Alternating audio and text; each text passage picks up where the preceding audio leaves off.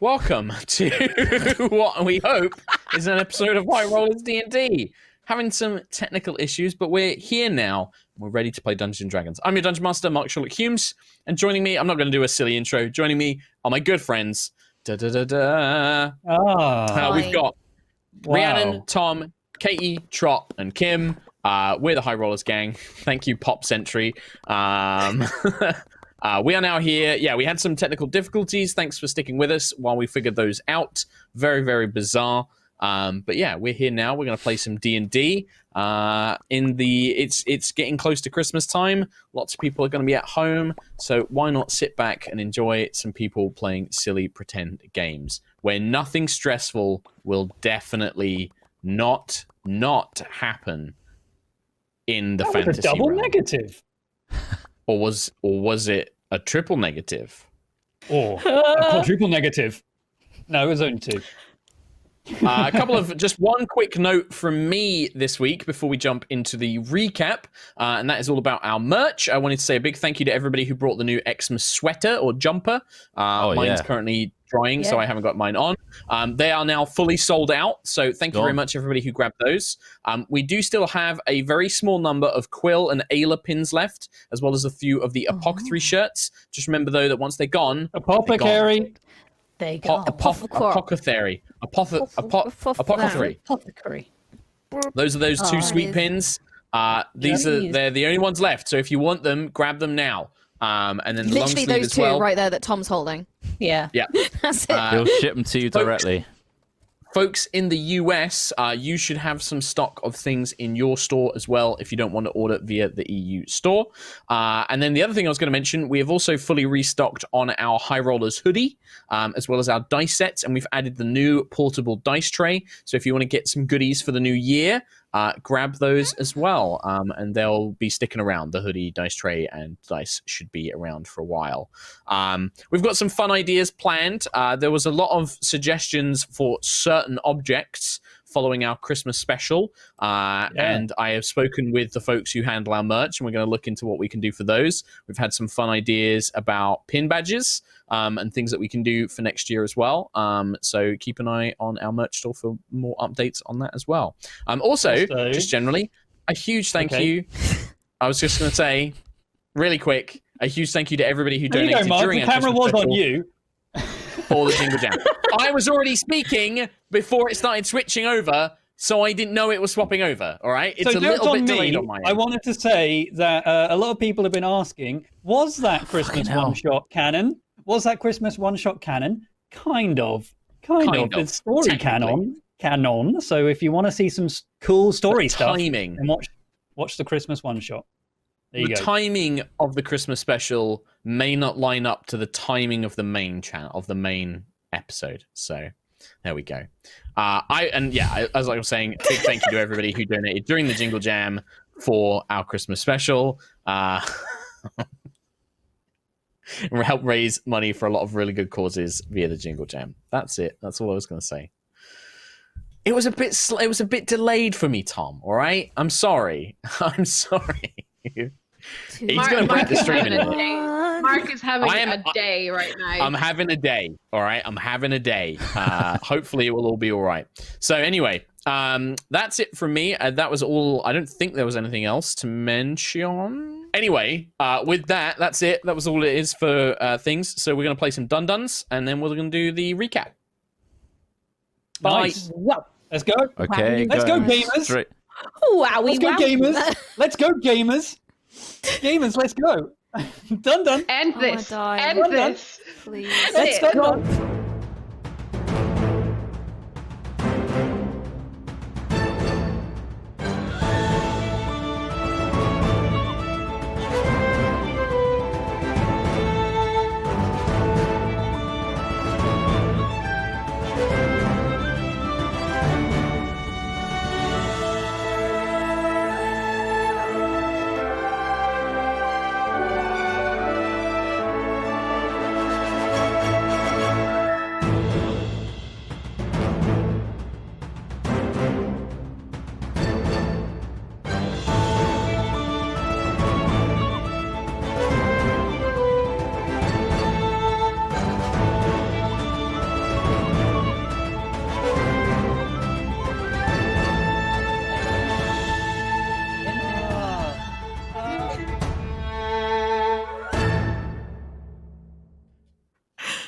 Hello, and welcome back to Aerois, High Rollers.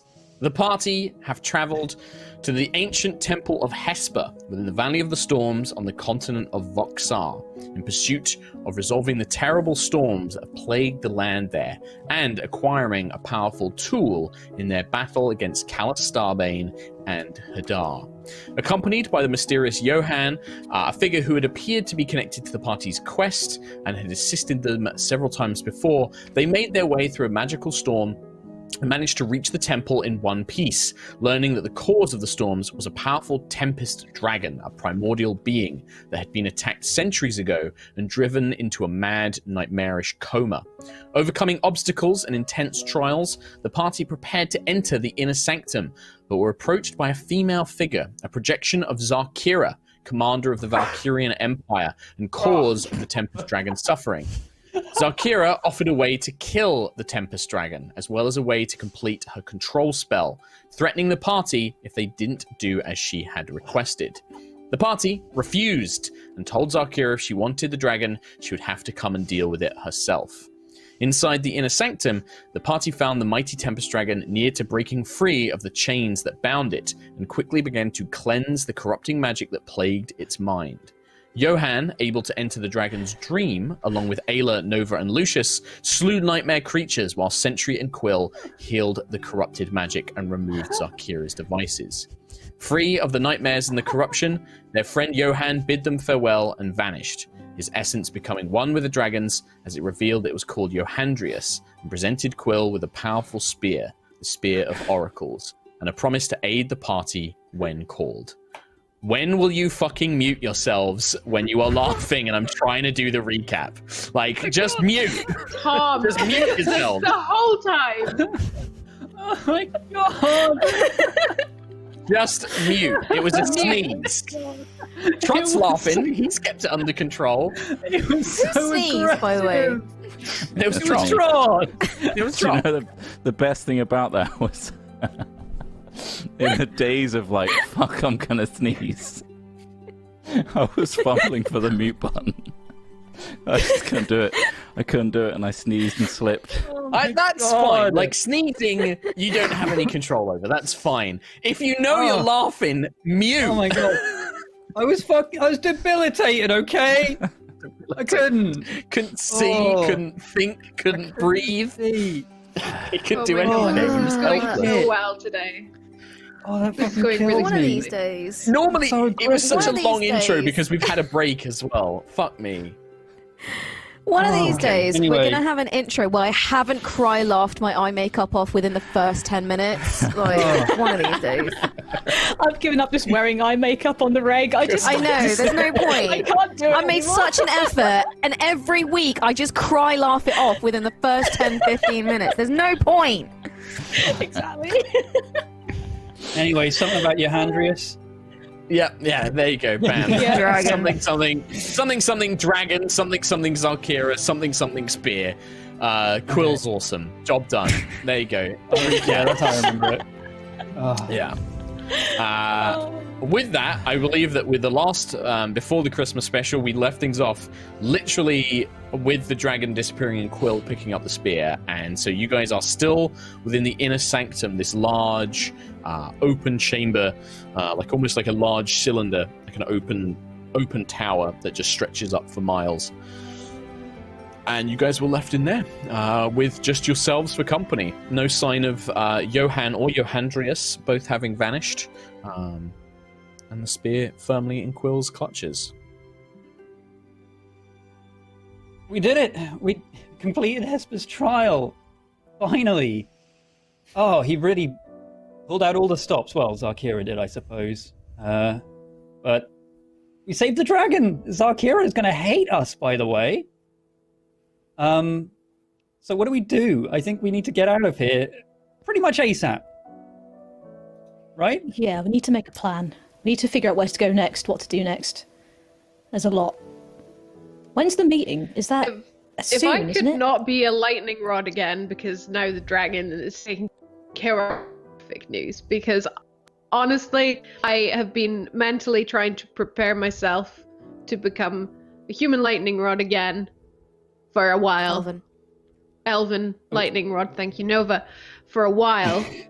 I don't want to do it again. It was sore. It hurt real bad. Mirskir should be cleansed of lightning, so there's that. We should have actually saved an entire continent from vicious storms, if there's anything left saving, that is. But so it should be clear. But that does mean that forces are able to come in and get us straight away. They don't have a storm to get through anymore. That's very true. We should probably get a move on, right? Yeah. To answer your question from earlier, Century, based on the times that when you sort of like left to make your way to the Valley of Storms and the meeting and things like that, there's probably about 10 days before 10 days. The leaders of Aerois meet in the Sky City of Horizon. Okie dokie. Why didn't 10 days, by the way. us? About what? That he was a dragon? That he was comatose? That he was trapped by Xarkira? I mean, I don't think he remembered. Going to miss Yeah, I him. mean, if Yeah, he we kept remembered, asking him. surely he would have told us, because like that would have made things 10 times easier to not be questioning him in any way. So It's just a shame, you know? that's Got kind to, of At least he's kind free of now. badass. He's a dragon. He I is a mean- dragon. That's pretty damn cool. well, And he's more to the point, he's a spear now. This spear. Yeah. So What? So is that yours now? it seems, yeah. I mean, it's a gift from him for saving him, I suppose. I mean, I don't know what sort of powers that encompasses, but either way, the Temple of Hesper is saved and Mirskir is saved. Well, we need to go out inside and see it first, of course, but if there's just 10 days before this meeting, our plan was to get Valda back before then, right? We're running out of time. So what do we do? We have a huge list of things to do, but perhaps it would be best to discuss this on the Stormchaser. I'd feel safer there, yes. yeah. Even though this is a place of worship in Hesper, it's got a lot of eyes on it. Well, let's go. Yeah. Let's go back. Okay. Make your way back through the corridors, back through the ruined Temple of Hesper, where there is now just a kind of... Before, there was always this rumbling thunder from outside, kind of filling the chamber with this ambient noise that is no longer present. Your footsteps crunch on ancient stone and echo through these empty, barren hallways. You pass by the statues of the previous important figures in the temple's history, including Lucius's ancestor and Phaedrus, who you had encountered during your trial. Their stony visages looking at you, almost with a sense of... You can almost feel a sense of pride, but also there is a sense of time and passing, and of a place that has now fallen into ruin, into kind of quiet ending of its purpose and life as you make your way back through the temple. What little light there is streaming in from the occasional kind of shaft that's been cut to allow sunlight in is clear and bright, no longer clouded by the thick grey fogs that had once filled Voxar. And as you reach the large doors that extend outside, stepping out into the light for probably the first time in a couple of days, you can see that there appear to be blue skies, white clouds, all signs of the terrible storms that had not just filled the valley, but had grown to dominate Voxar itself. Keelek especially... This is the first time you've ever seen the valley without storms. This would have been, you would have been raised from a hatchling, that this is a place of storms and power. This was always part of the Aarakocra training to reach here and fly back. Could I fly up to the statue that's above the temple and retrieve the ring again? Sure. with your new artificial wing, you fly your way up there. You can see that most of the other rings that had been placed here had been blasted and fused together, probably by lightning itself. But the ring that you had brought, the kind of scrap of metal and cloth, every time he takes off, Lucius is always like nudging the person closest to him and be like, "Look, he's doing it again." I'll never get used to that. But yeah. I was going to say as well, Nova as well, every time Quill takes off, kind of similar, but also with a quill and a bit of parchment, just kind of like, if he... Making notes. Just like making modifications, like, how is he using it like this? Like, is there anything I can tweak? What about a third wing? I could do that, a third wing. I think that would be maybe one down his back. Yes. Down the center, like a fin. Yeah. Maybe if I adjust this, he could dive faster. That's a great idea, Lucius. As that conversation echoes through, you can see that the valley itself stretches out before you. The temple was kind of built into the narrowing point of the valley that connects to the mountains behind it. So you have these kind of long, these tall kind of steep mountains on either side, and then you can see just a very worn, stony, very little grass, very little foliage valley kind of stretches out, mainly filled with like a kind of rubble and slate that's fallen down from the mountains. A small stream kind of trickles through it, leading far off. Nestled onto a plateau near the temple's entrance, but it's still a good sort of couple of hundred feet away, is the Stormchaser, kind of perched with its bridge down, its anchors down, waiting for your return. It seems to... No damage or any harm seems to have come to it in the calm of the storm around the eye itself.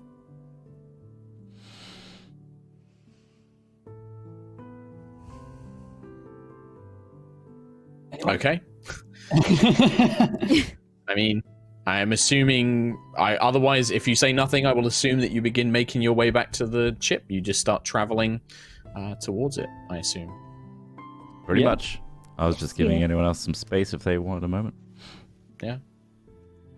I guess for Quill, it's the most important one, as this temple of your god, or the being that gives you power, at least, kind of begins to fall, into the background behind you as you begin making your way along.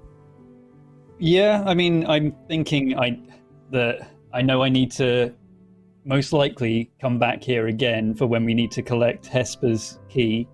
So I know he was the first on the list of people to ask. So, I mean, I think as we're leaving the entire place, like I'm trying to shut down the winds so they can't get up to the higher tiers, closing the doors behind us, like not barring it up or anything, but just leaving it closing so it's empty and untouched in a way. Oh, okay. Yeah, it doesn't take much. The techniques you've seen, the ways to shut things off, the wind chutes and the doors all get closed behind you and leave a kind of sense of finality about the place.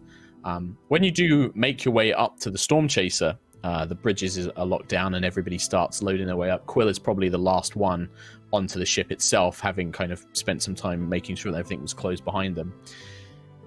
Quill, as you are boarding the Stormchaser, and it is only because of your exceedingly high perception you really notice this, as they're about maybe 300 feet away from the Stormchaser, you see a flash of magic and 9 figures appear at the front of the temple. 8 of them are wearing black metal armor with purple glows, carrying strange-looking crystalline weapons that resemble the rifles you've seen, these kind of arcane blasting rifles that the Valkyrian Empire carries. But at the head of them is a woman that you recognize, a humanoid-ish woman with a pair of bladed metal wings, long dark hair, seems to be carrying some sort of bladed staff. And yeah, they teleport into the entrance to the, like, outside the doorways leading into the temple, where there was a Valkyrian camp. That when you first entered this place, it was like a discarded, disused camp that I described, and they teleport there. They seem to notice the airship. Calls are made, and you see the humanoid women just turn around and just kind of grin. You can only barely make out her expression, but you do with your very high, because you have the observant feat, right? So you can read lips as well. Oh yeah. Even at this distance, you can see that she basically mouths the words, "Well, you did invite me.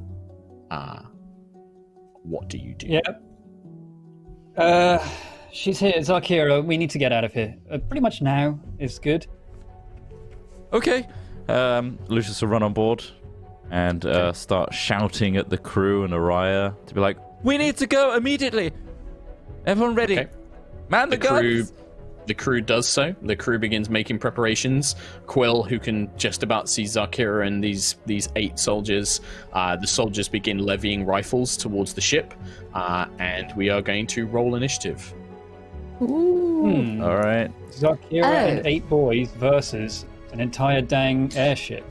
I mean, at this stage, Still you're don't feel about confident about it. 300 feet. You're about 300 feet away from each other at this point. So, because the ship was off to the side of where the temple entrance was, they are at the temple entrance. It looks like that, Xarkira most likely has teleported them to the place that she could access, which was right in front of the temple. So there's a good bit of distance there. So you may be able to escape as quickly as necessary. I'm not going to do this in D&D Beyond Encounter because it's mainly going to be a ship thing. So I'm just going to do people's initiative. Sentry. 20. Be dead on. Yep. Nat Healer. 20.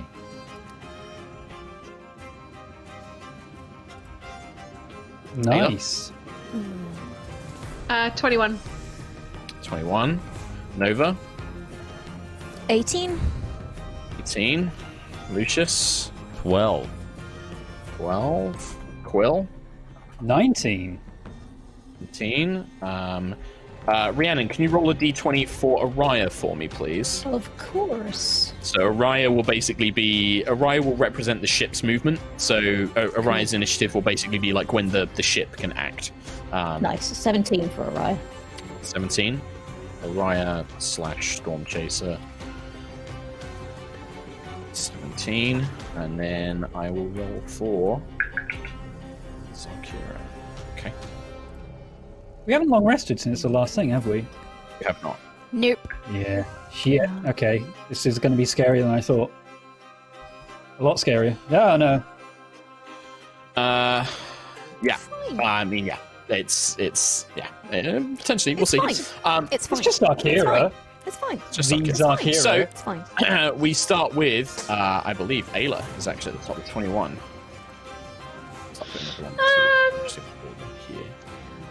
I think what Ayla will do at the moment is probably just go around and help doing any sort of heavy lifting, any preparations that the airship crew needs help with to get away. Okay. I don't know Sure. if that makes sense. Like, she's gonna assist as much as she can, and she'll probably like shout at them in a vaguely intimidating way that they need to hurry up. Okay. That sounds like you would like to make an intimidation check then, please. Sure. Try and kind of get the crew motivated and at least get them speeding up as best they can. 20. 20, yeah. So with those kind of bellowing shouts and kind of shouting orders and to kind of just get people to pick the pace up, the crew of the Stormchaser, as a reminder for any new audience members, the Stormchaser is the party's airship, and they have a crew. They have a crew of kind of beast people, the wolf pack, kind of wolf folks, led by Kamara. They have Penny, who is a kind of human sniper archer lady. Lookout, who is a guardian. Lancian, who is some sort of young sorcerer boy. Howard, who is a halfling cook. Greylano, who is the medic. And then Aerois, which is the half-orc captain. Previously Rhiannon's temporary character. And yeah, with those kind of shouts, the wolf pack certainly get to work. They begin sort of like pulling out the sky sails, making sure everything's ready to go, and the airship is lifting off. Like the ship is making its move to try and get away as quickly as possible. Cool. Sentry. I think Would somebody like the airship stats? Actually, sorry, Sentry. Would somebody like That's all right. a refresher on the airship things?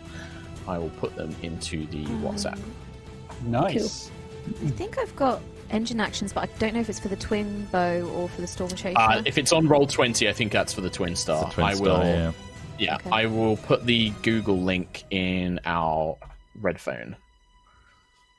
So you should all be able to access that. That's got stats, Nice. it's got Nice. ship actions, it's got pretty much everything for the airship there.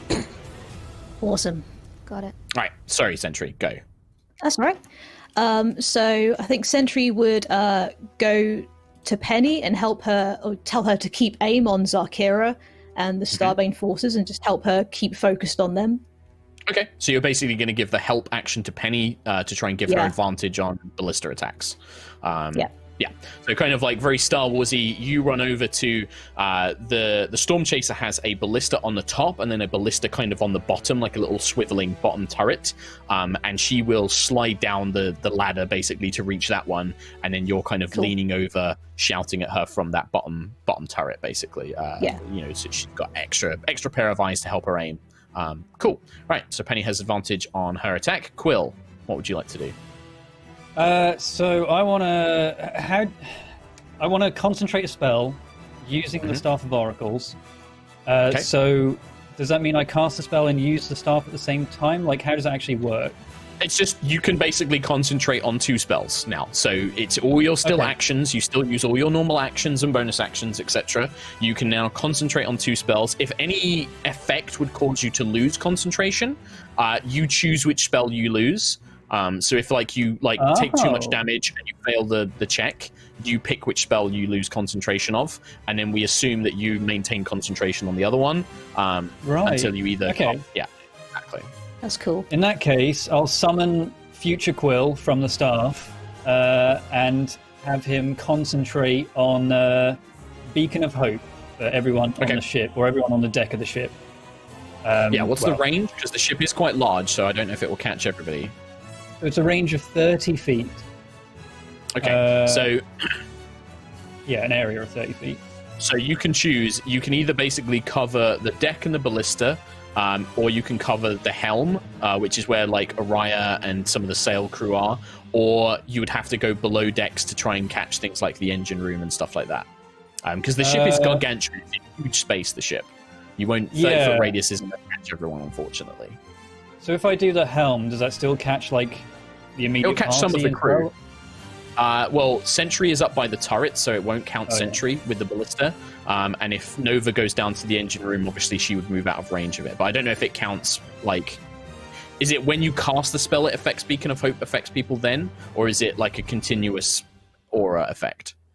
Yeah, they don't have to stay in the aura, I don't think. I concentrate so on it's it, but when you anything that's cast within it. range. Yeah. Okay, so the party get it, Aerois gets it, 3 of the wolf pack get it, as would Lancian. The rest are all either in other parts of the ship or aren't immediately available. Okay, that's cool.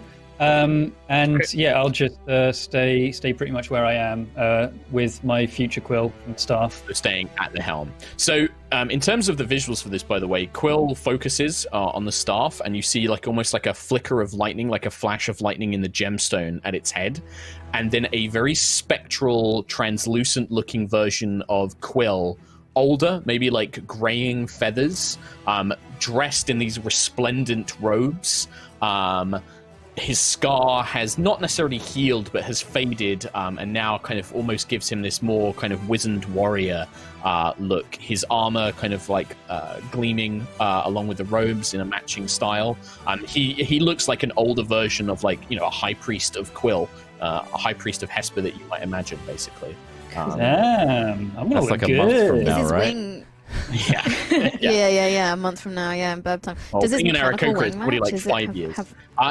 The mechanical have wing they- is all have like they still updated there, and the thing is it's Quill's perception of himself, so I don't think it would have any of Okay. like your designs. It would just Oh, match okay. what he thinks. Yeah, Ah. because it's not actually Very Quill from cool. the future; it's like a representation of what he can Yeah. be in the future. Okay, awesome. That's it for Quill. That's it. Yeah. Nova. You guys are all very, very quick to react, as it looks like Xarkira and her forces are like pointing and like, you know, getting their weapons ready, and as all of this is happening at once. Does it look like so they're 300 feet away. Does it look like they're going to try and run towards us, or It looks more like they're going to shoot. They're all carrying these Valkyrian rifles, and Xarkira is pointing at the ship. Okay. So they're about 300 feet away. Things like longbows, a lot of ranged weapons will be at disadvantage. I want to try something a little weird, but I'm going to try it anyway. Okay. Can I kind of duck down on the deck so they can't see me anymore, shut my eyes, and then cast Mislead? So Mislead basically makes me invisible and then creates an illusory double of myself. And then I can move twice my speed with the double, so 60 feet. Can I start making it so that my double leaves the ship, like very visibly leaves the ship and comes back down? And what I want to do is try and control my double in a way that almost tries to distract them, like I'm kind of running back towards them, like maybe draw some of their attention. Also, I can see and hear through my double's ears, so maybe if I could get some, I guess, intel on how many they are, where they're aiming, that even kind of if you thing. move that 60 feet of 300, you're not going to be really close enough to overhear anything too close. But you can definitely just summon more them. like... Yeah, you can summon the double and send it running towards them. Yeah, I want to use it as a kind of distraction to try and like divert some of their attention away. Like maybe, you know, just be like, oh, hey, I've decided to run back to the temple or something. Or like, you know, into the, what is it, forest around us, jungle around us? There's no forest, it's like a slate stone valley. So there's not really any cover, like apart from rocks here and a small stream. The only real feature is the temple itself, which is behind them now. Can you make your clone high five my clone as you go through? Yeah, sure. Cool. It can look like they do, yeah. Clone bros, awesome. Yeah. All right. So keep in mind that to everybody else, Nova appears to crouch down, stand up, and then run off the ship towards Xarkira. Oh, it misleads us too? I'm sure Shit, people okay. have seen me go like they would have seen me go invisible. No, like on because the people on the We deck haven't would have seen your clone. The way the spell is described is the duplicate appears like from your space. It's literally like the idea is that you step somewhere and an illusory duplicate separates from you. You become invisible, so it looks like it's just the same person. That's the whole point of the spell. I mean, you can just like messenger ring to tell them. Yeah, I will messenger ring and say, I'm going to try something really stupid. Don't worry, that's not actually me. I'm still on the ship. Go, go, go, go, go, go, go, go, go, go, go, go, go. That's all it takes. You just need to tell them what you're doing. Otherwise, people like Lucius are going to go, Oscar Mike. 10 out of 10 would have jumped off the ship like, ah! what are you doing? Yeah, exactly. Teamwork. Communication. It's the big part of teamwork. Cool. Right. So Nova rushes off. Fake Nova rushes off down towards it. What about Nova? Nova? Any movement on your part? I'll just be actual me will be just ducked down, invisible behind. So you're not going to go down to the engine room? I guess as soon as we boarded. Actually, yeah, I guess because I can move, can't I? So I will go down to the engine room. I will, Mark. Right. I will go down to the engine room. I will do that. Just so I know. Yeah. Okay. So after Nova, Aerois and the Stormchaser crew, the Stormchaser lifts up and the kind of sky sails catch wind, and it begins pulling away rapidly, moving as in a quick acceleration about 100 feet. So you're now about 400 feet away from the soldiers as it begins basically flying off into the air to try and get away as quickly as possible. The crew all begin rushing to their stations. Most of the crew aren't going to be able to fire now as the ship is moving out of range. They're going to be beyond longbow range. But the ballista, Penny is still going to make an attempt. She'd normally be at disadvantage. She has advantage because of Sentry's help, so it's just a straight roll to see if she can hit Xarkira. And she will aim for Xarkira.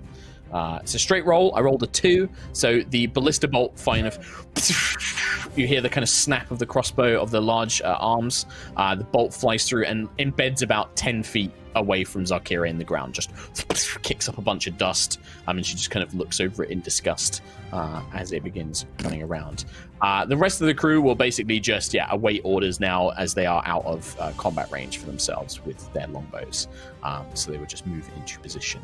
Unless anybody wishes to give them any orders, or like anybody wishes to like shout at them. I know Ayla kind of shouted at them to get the ship ready. Got a go coming up. Okay, where's Lucius's go next? So Sweet. Lucius is going to go to the helm. Feet for the longbows. Oh, okay. In that case, I will just somebody corrected me that it's long range is 600 feet. Okay. Unless you would like me to not do that. No. Yep. So have the crew fire their longbows, basically. Sure. All nat 20s. Xarkira's dead. Oh my god. We did Done it. it. We did it. 4 ballistic later. Out of 3 archers, one has hit so far. Ew. Yay! Go 1. 2 have hit Let's out go, of 5. Wolfpack, let's go. Let's go, Wolfpack. 2 more. That's so many shots. Go. Right, 3 hit in total. Nice. They don't target Xarkira. They are just kind of shooting into the group of soldiers, and the soldiers are going to be the ones who are mainly hit.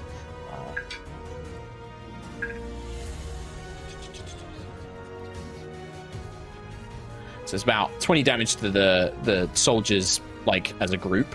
So these arrows kind of fly through the air. Most of them fall short, but a few do kind of like embed into the soldiers' armor, or some of the soldiers have to kind of duck and cover as this kind of rain of arrows kind of scatters amongst them. And then the ship pulls away, and then Lucius, it's now your turn. Okay, yeah. Lucius runs up to the helm and he shouts full steam ahead, which hopefully the crew are trained to know what that means. Knuckle down. We need to get out of here as quickly as possible. Nova! Right. Messenger ring. Yep. We need to give the engine everything she's got. We need to get out of here quickly. Okay. With that, Nova, I need you to make an Arcana check on this. DC 15. Giving it all she's got. I can't keep using that every single time. I'm giving it all she's got, Captain. 12 plus 7 is 19 Arcanas. Fantastic. Roll a D6 for me, please. And then multiply the result by 5. 3 times 5 is 15, math. Cool. So it gets an extra 15 feet as the engine begins to kind of power up, and the Ethereum engine roars to life as, basically you surge forward a little bit of extra speed. As Lucius finishes his sentence and does the salute, that jolt sends him stumbling. He has to grip onto the helm. Yes, Okay. Keep going. Perfect. The Stormchaser, rises like 100 feet into the air at a diagonal, basically trying to get away as much as possible. Quill, who's pretty much the only one who can really see anything with any clarity back on the distance as Xarkira is looking up, almost just kind of watches the ship for a moment, holds her hand up. She points, she has 3 of the soldiers point at the Nova illusion running towards them. She directs 3 of their attention to that, and you can see the soldiers begin sighting Nova with their rifles. But Xarkira then will basically begin casting a spell and pointing towards the Stormchaser. Okay. Wonder if... okay, it's not my turn. Carry on. She casts a spell. Any reactions? Scared. I think Lucius is the only one who's on the top. Okay. No counter spells? I feel like I'm too far away to react to that. Okay. In that case, you watch as she kind of reaches up and you can see power just kind of coming off Xarkira like mist, like almost like raw mana, raw magic, as she just rips her hands up into the air, clutches them, and then slams her hands down towards the ground. 4 giant kind of tears in space seem to open up above the Stormchaser, and giant meteor-like shapes begun crashing down. Yeah. He's casting Meteo.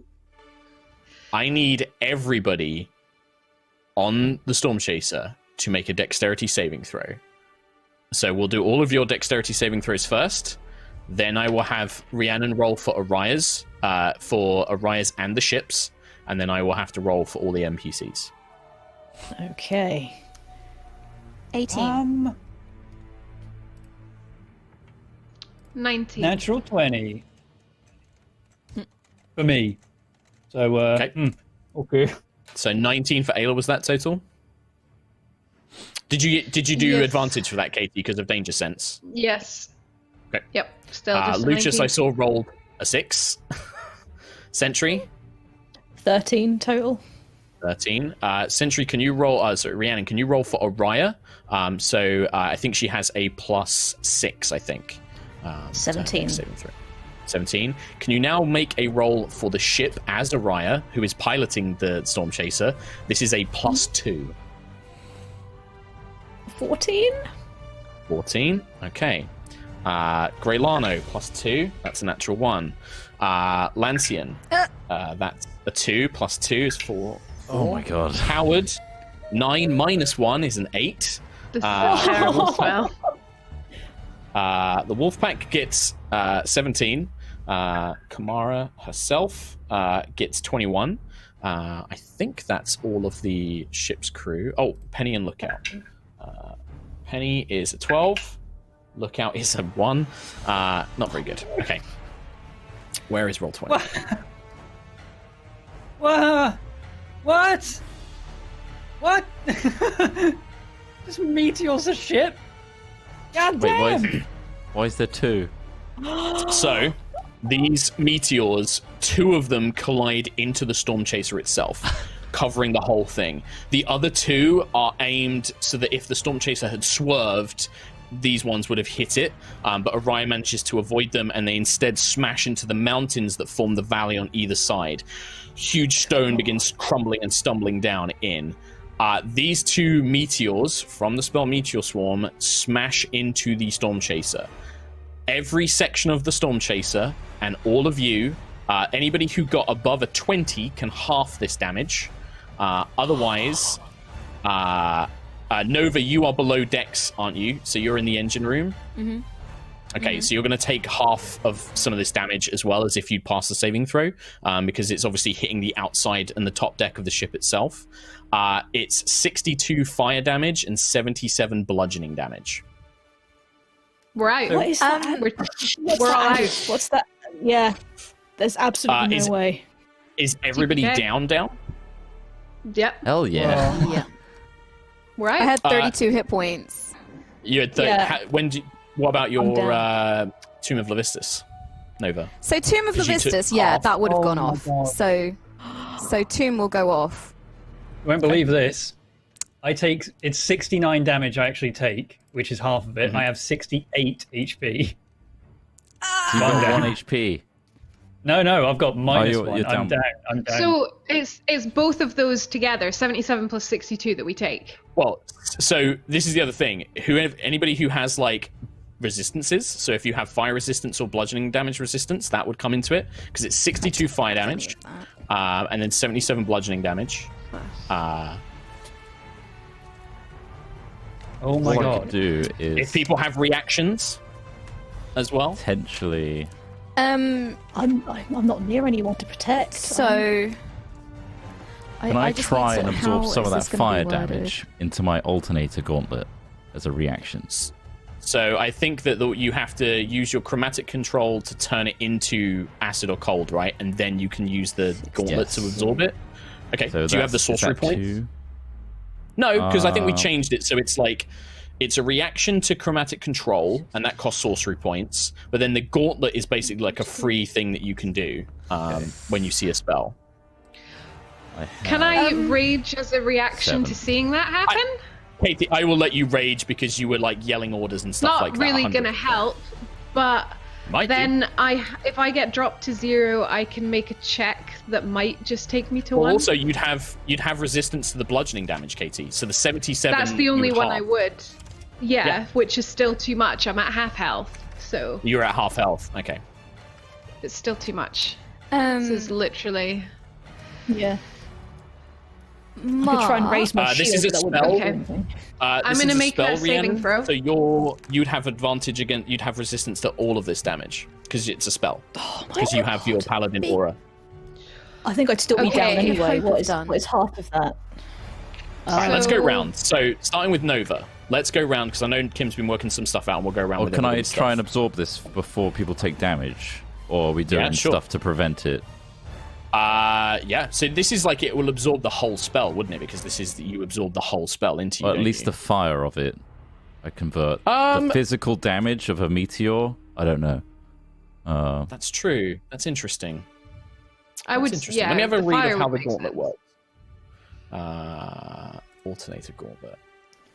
This is such a cool It says, spell, by the if way. there's a meteor swarm, I can read it here. There's a meteor swarm spell, all of it Yep. goes into the gauntlet. No Yeah, harm because to you're anybody. channeling before it forms the meteors. You're absorbing the magic. No, I think it's actually. I do think it works that way because the gauntlet here says when you see a creature. Oh, here When you comes see a the little creature within subtext. 60 feet of you that deals that casts a spell. Not the spell she itself. is beyond. Yeah, because the spell itself Right. is just an instantaneous effect. She's Yeah. too far away for you to absorb it before it manages to manifest as the full spell. All right, so I can't do. You I will can't not do be my able to thing. absorb this. All right. Do you want to cast Absorb Elements? Do you have that as a spell, as a reaction? Do you want to... there is an airship action called Brace that you can use as a reaction. Well, I did my action though, but can I do it Yeah, as this is a reaction. This is a reaction, yeah. It says Brace. As a reaction, the captain or first mate can call for Okay. a brace. All crew aboard the ship use their reactions to brace themselves, take cover, or otherwise protect themselves. The crew can take no further actions Hell yeah. until the start of the captain or first mate's turn. Yes. This basically will help avoid them being instantly killed by this, the crew. That I'd like that. Yeah, okay. So rather than saving yourself with absorb elements, you want to basically brace. spend it like your reaction, like everyone get down. Like you see this damage, and Lucius is calling out for them to like duck down, below decks and things like that. Yes. Okay, right. So Lucius is doing that. Nova, you said you worked out. So some just as a stuff. point, so one thing I just want to do some admin. Because of mislead, I just want to point out that on a bonus action, I can switch between my two forms. So just on the previous round, I would have summoned my invisible form, done the movement, used my bonus action to swap back to Nova to go to the engine room. Okay. So this round, the first load of damage, what damage is that? Is that fire damage? Fire. Yeah. Fire. Okay. And if I take half, 62 because points of fire damage. You are below Yeah, so decks, half so of you would take 62 31. is 31. 31. I'm on one hit point. I'm on one Okay. hit point. I will So then you get activate hit the- Tomb of Levistus. Well, you don't. That's a reaction, right? That So- activates automatically when you go to 0, or is It that at one activates hit when point? I take damage. It's when Right, I okay. take damage. Okay. So, having taken the first load of damage, the fire damage, I will go down to one hit point, activate Tomb of Levistus. That gains 130 HP, which will be knocked down by the bludgeoning damage. Yep. And that's me. Yeah. So I'm as a trying point, the damage it desperately- isn't like Yeah. one source of damage followed by a second one. Both sources of damage happen at the same time, but for the purposes of Tomb of Levistus, it would work the same way, where you'd basically go down to 1 and then you'd activate the tomb, and then it would absorb the rest of the damage. So it still works the same way, basically. Okay. Well, if you're happy with that, Yeah. then So the tomb would basically take 38 points of damage. The tomb takes. okay, 38 HP. And that is my turn. I imagine I need to make a concentration check on mislead, although it kind of seems frivolous Yes, at this you point. would. You would. Um, DC would be 16. and I've got advantage. I rolled exactly 16 plus 3 is a 19 because I've got Warcaster. The so I've got icy, advantage on the icy context. tomb of Levistus. You not only maintain concentration on the mislead, but you are still standing as you see these meteors smash through the remnants of the ship. You will see, Nova, that because all of the ship takes this damage as well. Things like the engine, all of that stuff is like basically rendered to it needs fixing. Otherwise, it's going to crash. So, Ayla, you raged. So let's say your rage was active anyway. So how much damage? So you said that you'd still go to 0 because you're at 0 hit points, but then you get to do your I would still go to 0, rage. but I did a relentless rage check and I got a 19 plus 9. So I am at 1 hit. You are still up on 1 hit point. Amazing. Quillek, you are 100% down on 0. So, what does Brace do? Does Brace help in any way? Brace helps. It helps the crew. It doesn't help you guys. It's more like the captain shout an order to all the NPC crew, and they all take cover and things. Because you guys have your own abilities and things like counter spells. The crew doesn't. They'll just get instantly killed by stuff like this. So I wanted to give them like a measure of protection. Okay. Does yeah, I'm Beacon of blasted. Hope do It restores raises hit points. wisdom saves, but no, I haven't got anything. I also passed. I passed the dex check either way, so yeah, I am down to -1 HP after that, so I'm down. Okay, so you're just at 0 basically. Yep, and then Sentry, even with your spell ward aura, you still go down to 0. Yeah, by like 2. Oh really? So what hit points were you on? I was on I was on 67, and it did 69 halved. No, it would have been. So you would have taken. 69 is what it 31. is half. It's 139 total. Yeah, Is it? yeah. I did my math, the calculator. Okay, all right. If that's what you say, yeah. if that's what you go down to, because it was 77 and 62. So to me, that's 31, and then 36. 139. Okay. Yeah, 139. Yeah. And then half that Halved. would be Halved. 169. 69 and a half. 71? So you round down, Oh, don't wait, forget, no. in D&D. So Yeah. it's So 69. round down. So it's 69. And then that's two more than what you had. Damn it. Okay. So yeah, Sentry. Yeah. Could Go she, on. like, before it hits, would she be able to sort of, like, throw herself over Penny to try and protect Penny? Yeah, because you were up there. Before- Yeah, for sure. Yeah. Yeah. Well, you have your spell aura as well, which halves the damage. So as this spell energy smashes into it, it would absorb some of that and potentially help protect Penny as well, who had used a reaction to take cover. Yeah. So yeah, for sure. All right. Okay. So this is what happens. The meteors smash into the ship. Huge chunks of the hull. The hull takes 139 points of damage. However, the hull is still standing. The helm, the sails, the engine all take severe damage to the point where the systems are crippled. With the engine gone, the ship will begin to crash, but it won't crash immediately. You basically have a round of actions before the ship will connect. Go on, Kim. Do we not have the second backup engine? You do. Somebody needs to basically switch it on and activate it. So, going in initiative order, the ship is basically things like the rifles and the energy weapons. This looks like it's the only thing Xarkira could have done. So, Ayla, you are at 1 hit point. What do you do? I would like to run over to Quill and put a potion in his face. Yep. So you kind of Please. the ship is kind of leaning and going down at an angle, but you can slide along the deck, kind of grab onto a board, grab his body, and start pouring in because the ship is crashing. The engines have been blown out, and until the second engine is activated, the ship is falling. But he is the only one Tom's who looking has very the confused. healing abilities. Yeah, no, I was just thinking, if I get downed by a small amount of damage, like I've broken concentration from this damage, that's guaranteed. Well, you're If I get unconscious, down, so would unconscious break the staff's concentration? Right, it's not the that's staff true. doesn't have its own concentration. It's your concentration. You Right, can just okay. concentrate on up to 2 spells. So yes, Okay, the no, I spell, was you just only wondering had 1 if you spell anyway. You only had Yeah. 1 spell you were concentrating on. So yeah, the Okay. Beacon of Hope is gone. Right, what kind of Amazing potion? if I healed myself back up. Okay. What potion, Katie? That was a regular potion, sorry. Regular potion. 4. 4. Maximum amount 10 hit points. Oh. Nice. So yeah, and the ship is kind of listing and it's beginning to tip further and further over as it's careening towards the ground.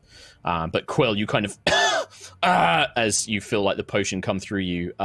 Looking around you, it is obviously a scene of devastation. As you look around, Ayla, action, any bonus actions or anything?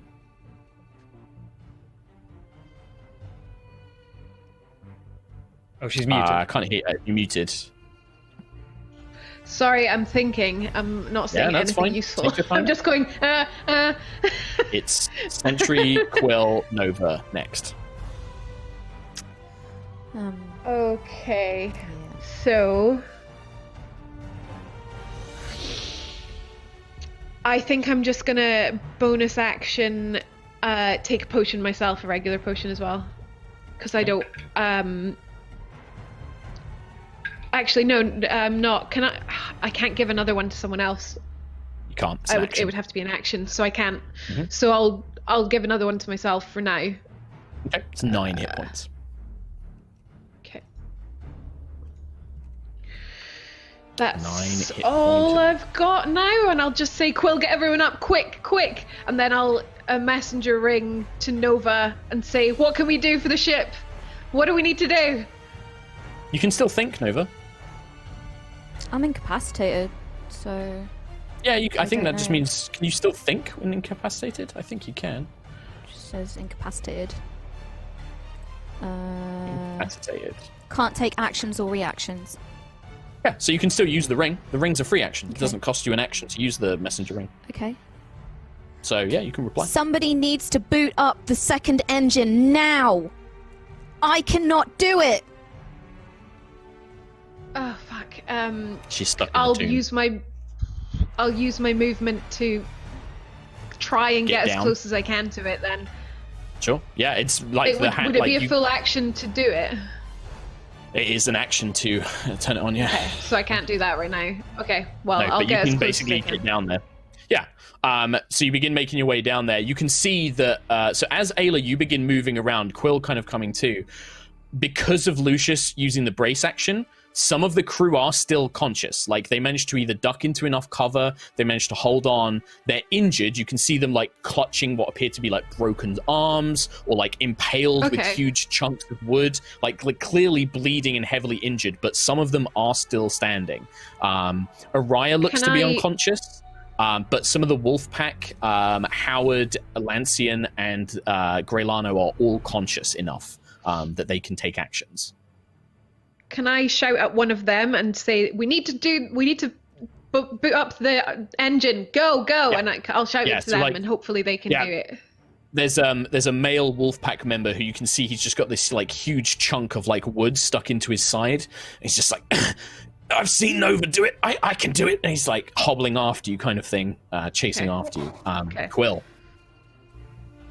Okay, I'll get up from being blasted, and I want to sort of fly along the deck as best I can, and as many people as relevant, I can do this to 6 creatures. I want to cast a Mass Cure Wounds at level 7, and just grab, if I can, Aerois to bring her back up, and I guess anyone that's like or hugely injured. So at the helm, you've got Araya, Lucius, Sentry's just out of range because she's by the turrets. But you can grab things like, any injured crewmates, you could heal them so that they're no longer injured. You can include yourself. Yeah, so I can grab 6 people. So yeah, just As many myself as you can. and the hugely Araya, injured and Lucius, me, and then- Araya. Yeah. So that'll be 1, 2, 3, 4, 5 D8 to all of those people. There we go. 19 healed to all of those. Is that with Nice. what about your modifier? Wisdom My modifier. Yeah. Oh, Normally you're plus right. your wisdom modifier. Plus 5, 24. All right, so Lucius, Araya, 24 hit points. Quill, you get 24 hit points back. Those injured crewmates who are nearby do manage to kind of shrug off whatever injuries they temporarily have. Like things like broken arms aren't going to mend, but they've got enough energy now that they can kind of act normally. Araya flutters her eyes, like you still kind of clutching the wheel, kind of pulls herself. Half the wheel has been blown off. The struts that connect the actual helm seem to have been damaged as well, as her eyes kind of flutter open. She kind of looks around just like, we're crashing. I need the helm. We need to fix the helm or I can't right us. Quick, Lucius, someone help. And she's starting to like pull like on the various connectors to try and repair them as quickly as she can. Nova, if you're done, Quill. I cannot do anything until the end of my turn. Okay. That thing with the staff, is that an action, just out of interest? You know, the thing with the staff? If you want to activate that now, considering that he is only just, like, has to regain his strength, you can try. I'd say it's probably not an action. I'd say I'd let you do it as a reaction. But if you want to wait and see. Just wondering about it in turn economy, you know, just seeing how it would go. Yeah. Well, Nova, you are stuck in the Tomb of Levistus in this kind of block of ice, you know, alive, but looking as the engine is sparking, the room is on fire. You can see that, like, the ship itself, like, parts of it on, you know, a light, smashed to pieces, as Ayla kind of stumbling in, covered in blood, you know, bruised and battered, along with this lone wolf pack member kind of stumble into the engine room as you're just wide-eyed staring at the whole thing. Could I communicate with Ayla to guide the wolf pack member on how to fix the engine?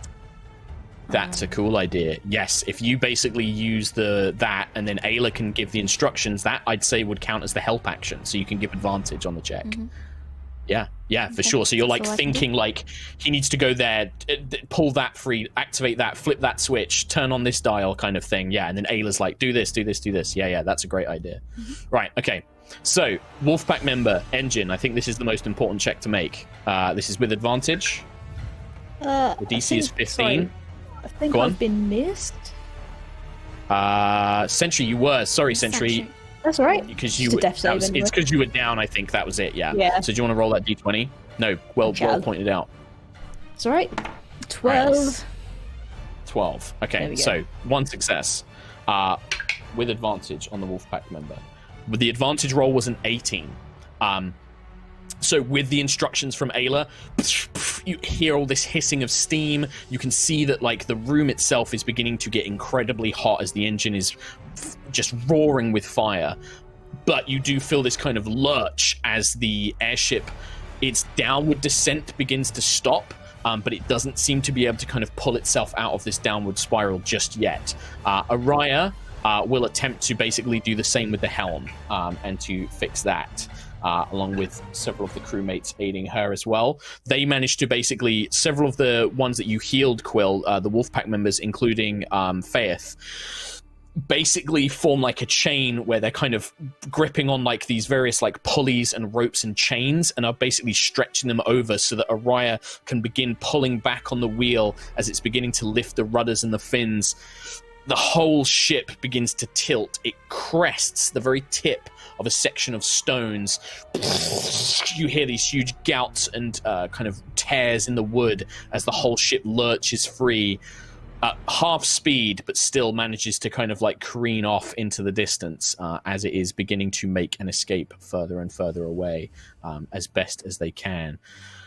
A very injured Penny pulls herself up out of the turret space, having been shielded by Sentry. We'll try and perform a medicine check on Sentry, but that is a 3. She's just like, I don't really know how to help Guardians, and is just like desperately trying to like, you know, do what she can, but doesn't seem to know how to help Sentry in any viable way. I think the only other people on deck would be Howard. He will attempt to, looking around, seeing that Sentry is the one injured, will rush over to Sentry. He rolls a 6. So Howard is like, I don't know either. Do we patch it up? I've got, and he's like rummaging in his pockets. You can see that like one of his eyes is like completely sealed over by blood and like wounds and things like that, but still alive. Lucius, you are conscious. I'll get up, assess my surroundings, notice that the helm is being repaired by other people. I'll run over to Sentry as well and kind of push Howard and Penny aside. Let me have a look and do a medicine check on my own. Sure, go for it. Because I don't have stuff. 21! Oh, 21. Hey. You actually kind of realize, Lucius, that with Guardians, it's not just about like the physical damage, but like the medical, like the magical element to it as well. And so with a little bit of your own sort of spell, sorcerer energy and binding the wounds, you know, these deep gouges in the metal and the wood that the kind of like her sap and energy is kind of leaching out of, and then reinstilling it with a bit of magical energy. Sentry, you stabilize, no longer making death saving throws. And with that, you are now all out of range of dying, but also out of range of your enemy. You are out of initiative as the Stormchaser limps away in a desperate kind of flight over the valley. Good God! I will immediately go and help Aerois and try and use my strength to help in any way and save this hull and keep it going. So, would Kim? my mislead duplicate still be down on the ground? Because there's no distance on it. It just says the concentration for up to an hour. Yeah, you've not been focusing through its attention because obviously you were trying to help the others. But if you want to do that now, if you want to switch your senses over to the duplicates, you can do. Do you know what? I will. Okay. So I guess it's a bonus action. So yeah, Nova in the engine room will go quiet. Quiet. And Sure. then, So your and what do I duplicate, see what on your the ground? duplicate sees, is 3 troopers standing in front of it. One of them is basically like swiping a hand through. It looks like they tried to arrest the duplicate, or like, you know, they shot at it or tried to subdue it, and obviously came to the realization that it was an illusion. You see the humanoid figure of Xarkira, this kind of woman with long dark hair, carrying this bladed staff, very regal looking posture, is kind of looking in the distance in the direction of the Stormchaser. Arms folded, she kind of just glances over, probably wouldn't like immediately pay attention to the duplicate. You hear her kind of say, "Yes, it's crippled, but it looks like it will get away. Yes. Yes. We'll investigate the temple, see what we can recover." "Very well, Prime." And then just turns around. "Well, what do we have here? A little illusory Ganas sent to, what, distract us? Still What was the active, so idea? the caster is still alive. Wonder, are you the only one? Interesting. You can keep wondering, but you will pay for what you've done. I will see to it. Oh, by all means. Just remember, you were the one who taunted me, my dear. Come and deal with the dragon yourself, I believe it was. Well, here I am. And now you've seen what I'm capable of. Just remember my little promise." And with that, she waves her hand, and she's going to try and dispel magic. The spell ends. Yeah. I think Nova would have ended it anyway. Yeah. But, It's kind of like, yeah. you're like, "Oh, I'm going to end the spell," and then she thinks she's dispelled it. No, you hang both up. probably think that you both You think hang you up. hung up. Yeah. You Yeah. both think that you were the Um, first one to hang up. So But I think, yeah, the last thing she would have seen is just pure hatred radiating from Nova. And I think what Nova sees isn't necessarily hatred, but just arrogance. It's more like she sees, like, you have seen what I'm capable of. Your threats don't mean anything to her. Like, it's purely just sort of, that kind of arrogance staring back at you. Any of We'll the get kind you of soon. honor or kind of any of this like empathy that you've ever seen in Callus is not present in Xarkira. That is, you see a woman who is very much about getting what she wants, and she does not care about anything that she hurts in the way of getting it. Hadarified. Maybe. Maybe. Coming to those of you who are stabilized, injured, Greylano, again, pretty much everybody on the crew, by the way, has been injured in some cases. I would like to, now we are out of immediate danger, check for personal injuries, those of you who went down. Yeah.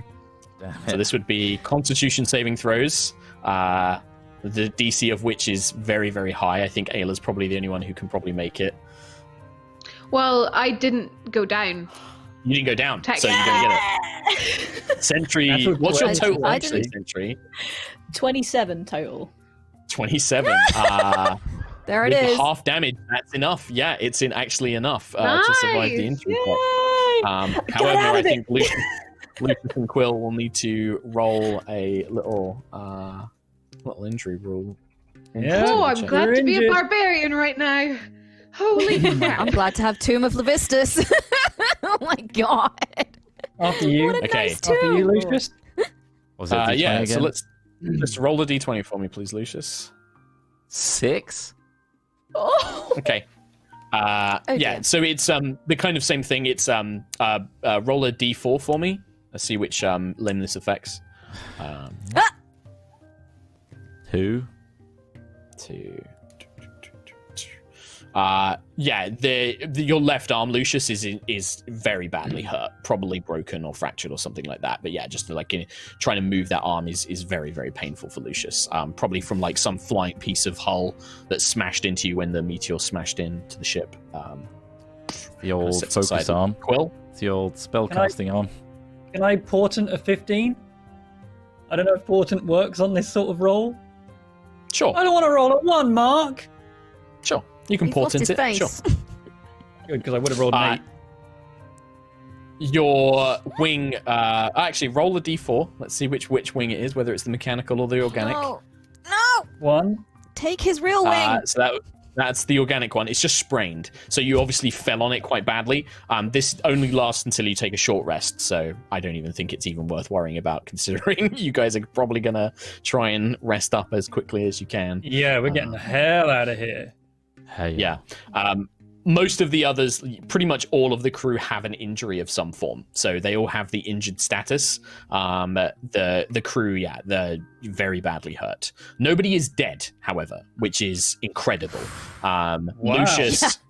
Lucius calling out Brace. Nice work with Brace, basically yeah. stops them dying. Yeah, it basically is a way to they can't do anything that turn until the next turn rolls around, but it stops them from being killed.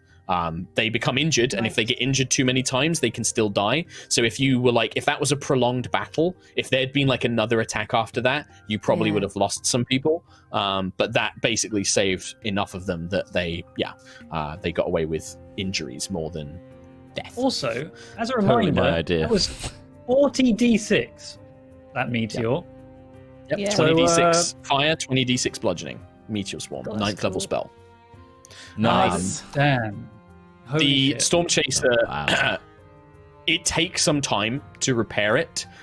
So as a point, when a station like the helm or the sails or the engine is destroyed, you can't repair it fully. You have to have the ship dock, and you have to spend like money and about a week to 2 weeks of time getting it properly repaired. You can only jury rig a certain amount of repairs to limp the ship back to somewhere else. So things like the sky sails, if you encounter like deadly weather or anything like that, you're going to have penalties. Things like the engine, you're at half speed of operating on the one functional engine. Things like the helm, it's very difficult to turn the ship. So Aerois has to work much harder to try and plot routes and things like that. You are limping away. This is like the ship has taken a hell of a beating. Okay. We got So, shit but to the do, question now is- Xarkira. What do you guys want to do? There, what's the plan now? Oh, man. Heal from 1 hit point. That's Yeah. advisable. Heal. Yeah. Should we I might just maybe, trip over and die at this point. She fell down the I think- stairs and she's dead. The Kamara, Aerois, and Grey Lano basically would probably ask to kind of like speak with everybody as you know, you don't seem to be in any immediate danger. Kamara's just like, this is going to be tough. A lot of people have got injuries. I know we're all tired and we need rest, but we need a lot of hands to run the ship in the state that it's in. Let's focus here for a second. Oh, yeah. What do we do, Captain? A lot of people are injured, so we're going to need to rotate crew between focusing on repairs and also being healed. So let's get the most injured at the front of the queue to Grey Lana and get them injured. If anyone has any sort of frontline injury or first aid ability, they can tend to those with minor injuries right now. If anyone is capable, get them on their stations and get this ship moving. We need to get it to the closest port to be fully repaired. What does everyone think? Where should we go? Well, it's a question of, are we trying to make this meeting? If the repairs take weeks, we're not going to get there. We need to get... Well, I mean, the initial plan was... But we can't go to that kind of meeting with the ship in this kind of state. We wouldn't be able to get away. I don't think that we have a choice. We need to fix this thing first. Aerois thinks for a minute. Go on. Do we actually know where this meeting is? Yeah, so you've been told. It's in the Sky City of Horizon. Okay, it was in Horizon. Okay, I wasn't sure if they were keeping the location top secret. Yeah, I mean, they are. They've told, but Sky Prince of Gusthaven told you where it was. He said that it was in Horizon because he's requested you guys to be there with him. The Sky Prince specifically requested you guys to be there. I feel like we have to be at Horizon, and we can't take the opportunity to have repairs in between. We might miss it. There is. Go on, Quill, please, Master Quill. We could go to Gusthaven to get the ship repaired at the very place that it was built. If it's done in time, amazing. If not, we might be able to attend the meeting with the Sky Prince. Take his transport. If we can get to Gusthaven, we might be able to pull a favor and have a temporary ship in its stead to get to Horizon. Well, if you can't pull a temporary ship, Gusthaven has teleportation circles. They are likely linked to the other Sky Cities. It means that you might be in Horizon whilst the crew and I repair the ship, but you can at least go to the city and attend this meeting if it's very important, whilst you wait for the repairs. It's very better important. Than you just sitting around in Gusthaven doing nothing. This is true. Okay, so we limp to Gusthaven, and then we teleport to Horizon. That also secures our exit, so we can teleport out. Things go south. So long as the teleportation circles are standing. Plus, you can check in with what's going on in Gusthaven. You're trying to build the little base there. It's not a wasted trip. Well, no, we're not. I mean, I'm pretty sure that these guys are trustworthy at this point. You can trust us at this point. Yes. Any secrets you have, I think we're long past keeping them. I don't know who that wizard or mage or whatever they were was. But, well, I think if we're going to go up against somebody like that again, the Stormchaser's going to need improvements, and the crew and I are going to need better equipment. I want to have another shot at that bitch. Me and the crew, I'd want to take her down for what they've done. But if the Stormchaser stays like it is, I worry that we're not going to be able to do much against firepower like that. Agreed. If you have any ways of finding improvements, it'd be highly recommended, especially gear for us. Didn't we leave instructions with the house that that Lucius, you partnered your estate with? So they may have accrued some money by now. Weren't they supposed to do something with money and accrue money for us somehow? Over time, it's early stages, but they were basically paying for the estate. They've basically agreed, like, Lucius rents them it's rent, the land yes. that his estate was. Yeah, it's basically he's a landlord. But we may be, again, considering the stakes right now, we might be able to pull in a favor that we can repay over time. I think, considering the situation and the gravitas, I think people will listen and help. So let's make our way there as soon as we can. Sounds good. And hope that Gusthaven is not in absolute ruin. Let's go. Okay, well, how long will it take? I say how long will it take us as Quill. Quill probably knows how long it will take to get to Gusthaven from here, right? It's actually, there's good news and bad news with that. The good news is the way that Gusthaven rotates, it will come past. So Gusthaven's, the way that it works is obviously it goes around Aerois, and it has a set pattern that it follows. When you left Gusthaven, you were almost on the other side of the world to Voxar. You were near sort of the Starfall Archipelago and stuff, and Savona and things like that. it's now basically going to catch up to you. The ship, with the speed it's going, if you turn around and start heading towards Gusthaven, it's not going to be very long. It's maybe going to be sort of like 4 days. The only thing which reminds you, Quill, being the big brain that you are, is there was obviously talk about things like sky piracy and stuff. And in the ship state right now, if any sort of pirates see it, you are easy pickings. So it's do you like you can risk it and just try and like go straight to Gusthaven. You could try and like find somewhere to hide until it's closer, and then make like a shorter trip. You could like try and tuck the ship in somewhere. If we were to do most of our traveling at night with the shadowy shroud that the ship has, assuming that thing still works, maybe that's the best way to avoid the piracy. Yeah, if you just tried to limit it to traveling at night, it would slow you down. Like, it would take longer to get to Gusthaven, but you'd be much safer doing so. It would also give people more time to heal and stuff, right? That as well, yes, yeah. Maybe. Sorry, Kim. Go on, Kim. ahead. Could we also perhaps, and I would say this privately to the group, could we also perhaps contact Aerois and ask for her help with some protection, or in fact in bringing us in? She obviously, as her persona, was helping out with the Sky Pirates before. Perhaps she would know. She'd be too busy. No, we don't want to bother her. Lucius, we absolutely do want to bother her. I respect your complicated feelings for this right now, but we need help now more than Quill ever. bothers people with messages like literally all the time. I think she would be fine with it. I think we she'd be cool. Like Quill bugs people all the time. I bugged her a ton when we were in the Astral Sea. Are you talking about me in your minds again? I can't hear that conversation. If you're looking at me like you're talking about me. Oh, she knows. All She's good on things. to us. All good things. Good things. Just I can also contact the name of the place that we got the ship from, and give them details of all the things that are wrong, so they can get materials and stuff in prep that we can easily pay for the repair. We have a stupid amount right now, right? Well, Quartermaster Quill, that is your duty, is to go around and get an assessment from all the stations as to the extent of the damage, and communicate the repairs to the station that's going to repair. And my arm really hurts. Ow. A requisition. I understand. Mine too. You got an hurty arm? Go lie down. Both of you go lie down.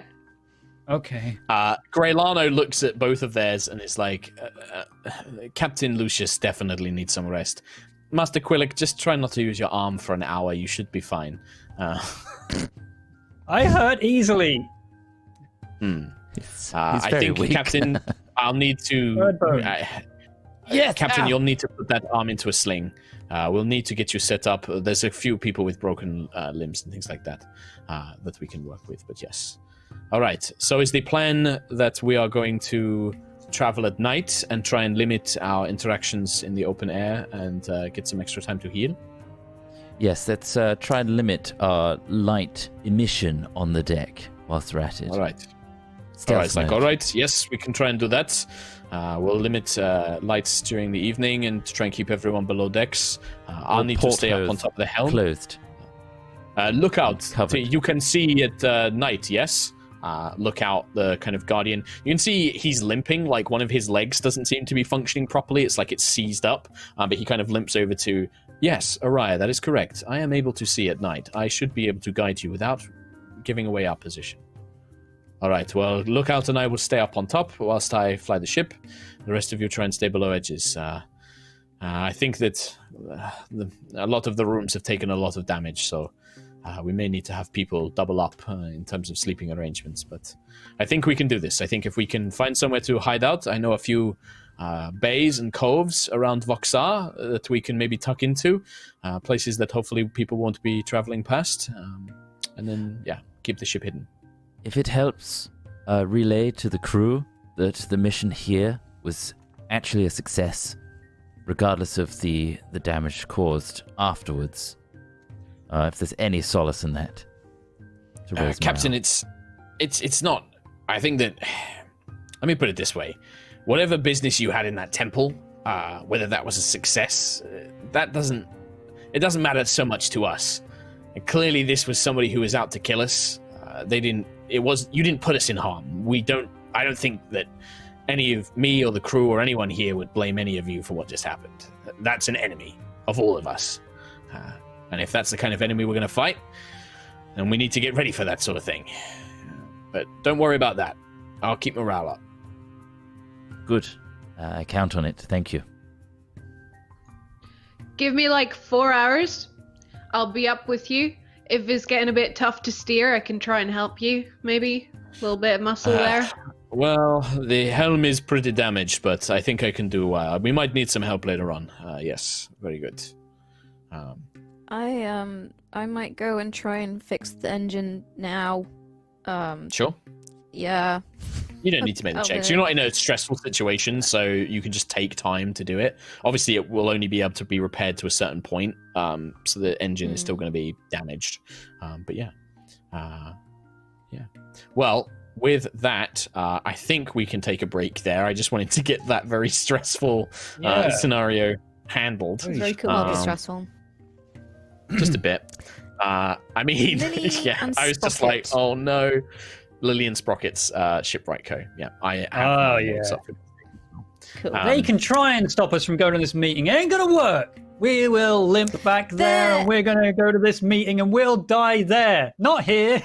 There was a moment there, Mark, in all of that, where there was a slight look on your face where you're like, "This is not what I envisaged." It wasn't that. It was an element of like. Man, I rolled higher damage than I expected to. Like the 77 was a lot higher than the average, I think. So I was a bit like, that's quite high.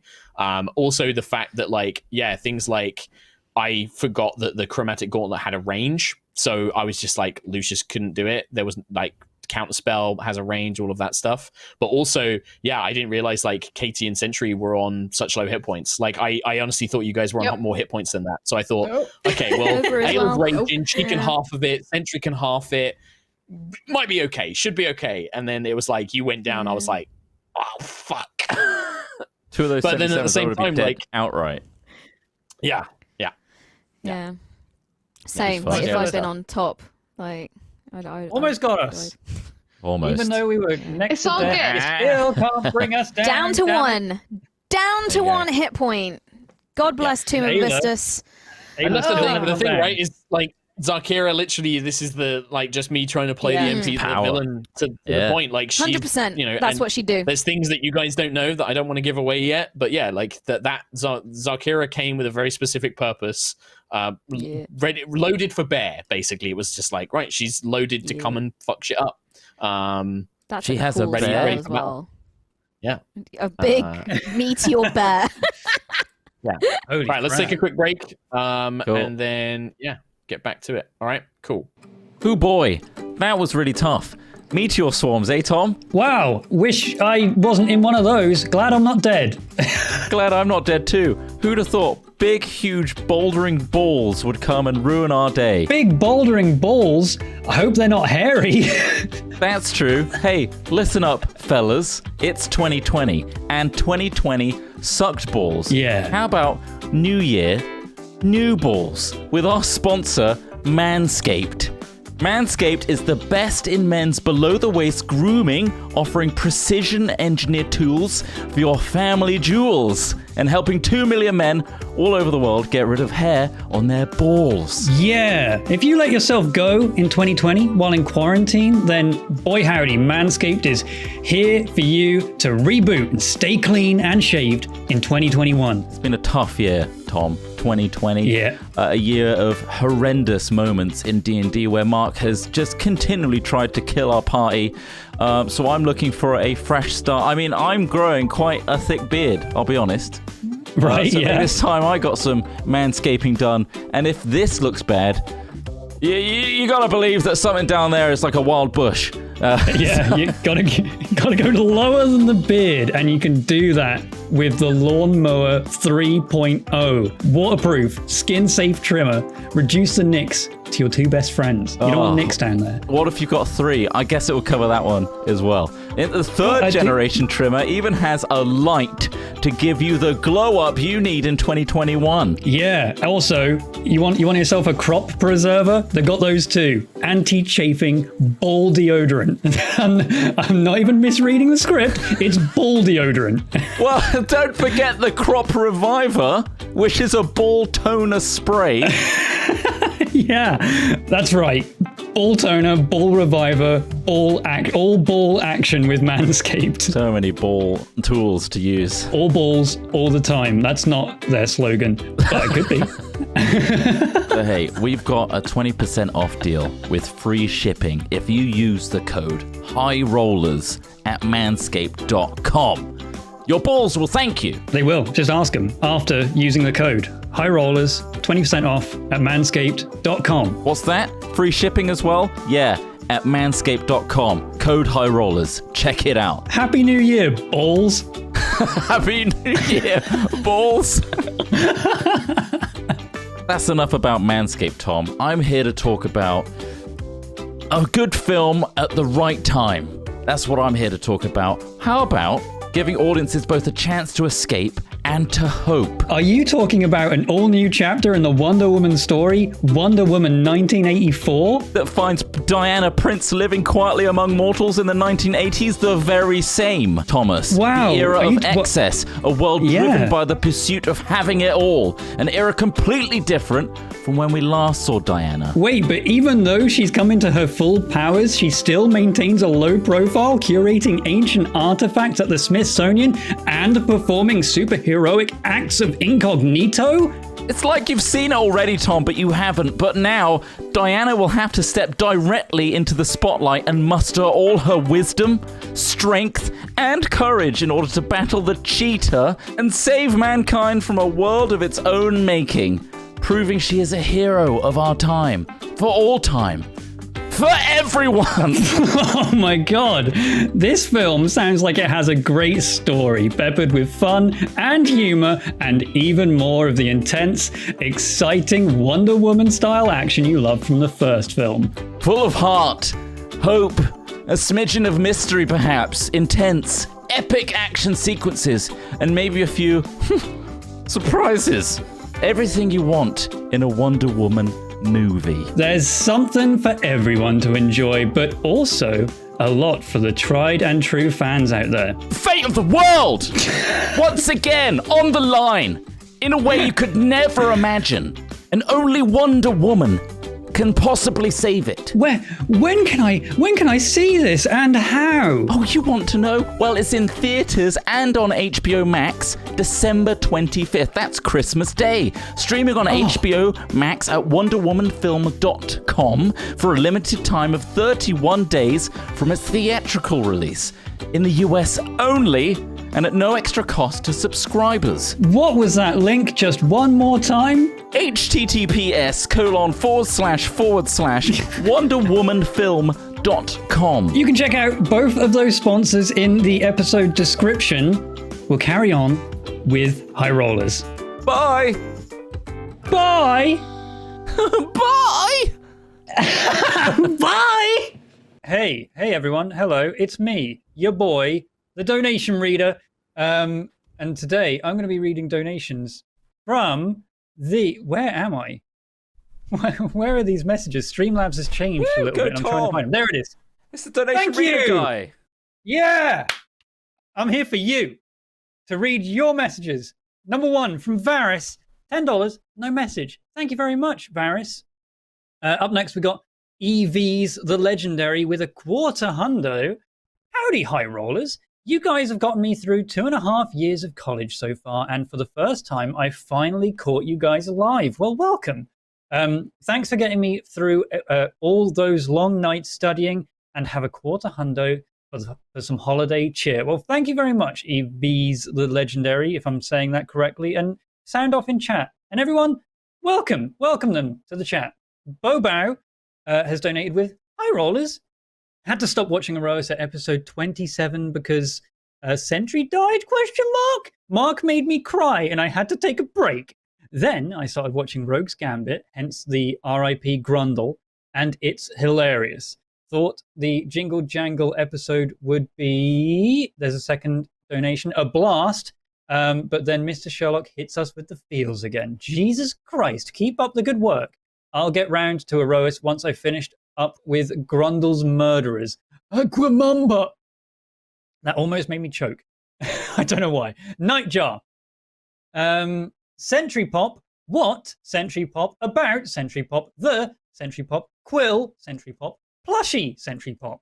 And yes, I know the GIF emotes don't work in donations. Just use your imaginations. There you go. Yeah, I had to say Sentry Pop a million times. Yeah, what about the Quill plushie?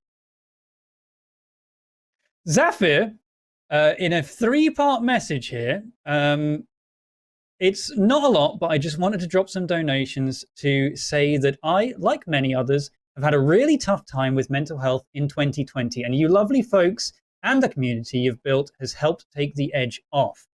Terrible mental health and way too much uni stress has put a hard stop to my music recently, but I can't wait to get back on top of it because showing my gratitude for you all with my dumb little tunes is genuinely one of my favorite things. It may all feel like just a silly game with a stupid sexy antagonist, but the work you all do, mods included, is so important, and my sincerest hope is that you'll never ever forget that. Thank you for bringing High Rollers to our screens and to our hearts. Zafir, oh, what a lovely message. Oh, my heart grew 4 sizes bigger that day when I read your message. That was such a nice message, Zafir. I'm happy to hear that despite 2020, we were some kind of shining light to help you all get through it. And thank you so much. And I look forward to hearing some more of your music as well, Zafir. That's all very, very good. Oman Bro has donated with, if you plan to save Valor, then Tom, I suggest looking at the 6th level spell, Word of Recall, that may help. Also, Divine Intervention, the injured crew. Well, don't really need to Divine Intervention them. They're going to heal themselves up, back up. But I have seen that Word of Recall spell. It's pretty nuts. Speaking of recall, Word of Recall, if we were to spell recall slightly differently, I think it's worth saying, by the way, at the start, during all the technical difficulties, Recall gifted another 100 subs. So thank you very much. I'll go through all the gifted subs a little bit later. Segue. But hey, nice segue, huh? I thought that was pretty good. Really nice segue. Yeah, that was really good. Thank you. Word of Recall. Yeah. Recall. Brian Indigo has donated with Zany Xarkira almost sinks the stalwart Stormchaser. Lucky Lucy boasts to boldly brace the big boat before a big bash. I love that donation. Holy crap, I love alliteration. Thank you very much.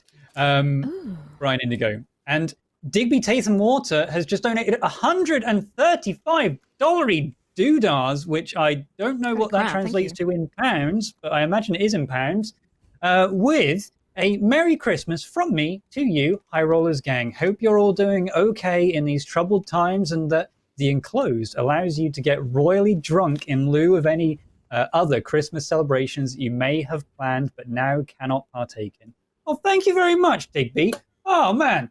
Oh, what a lovely swarm of donations. That made me feel all good and warm inside.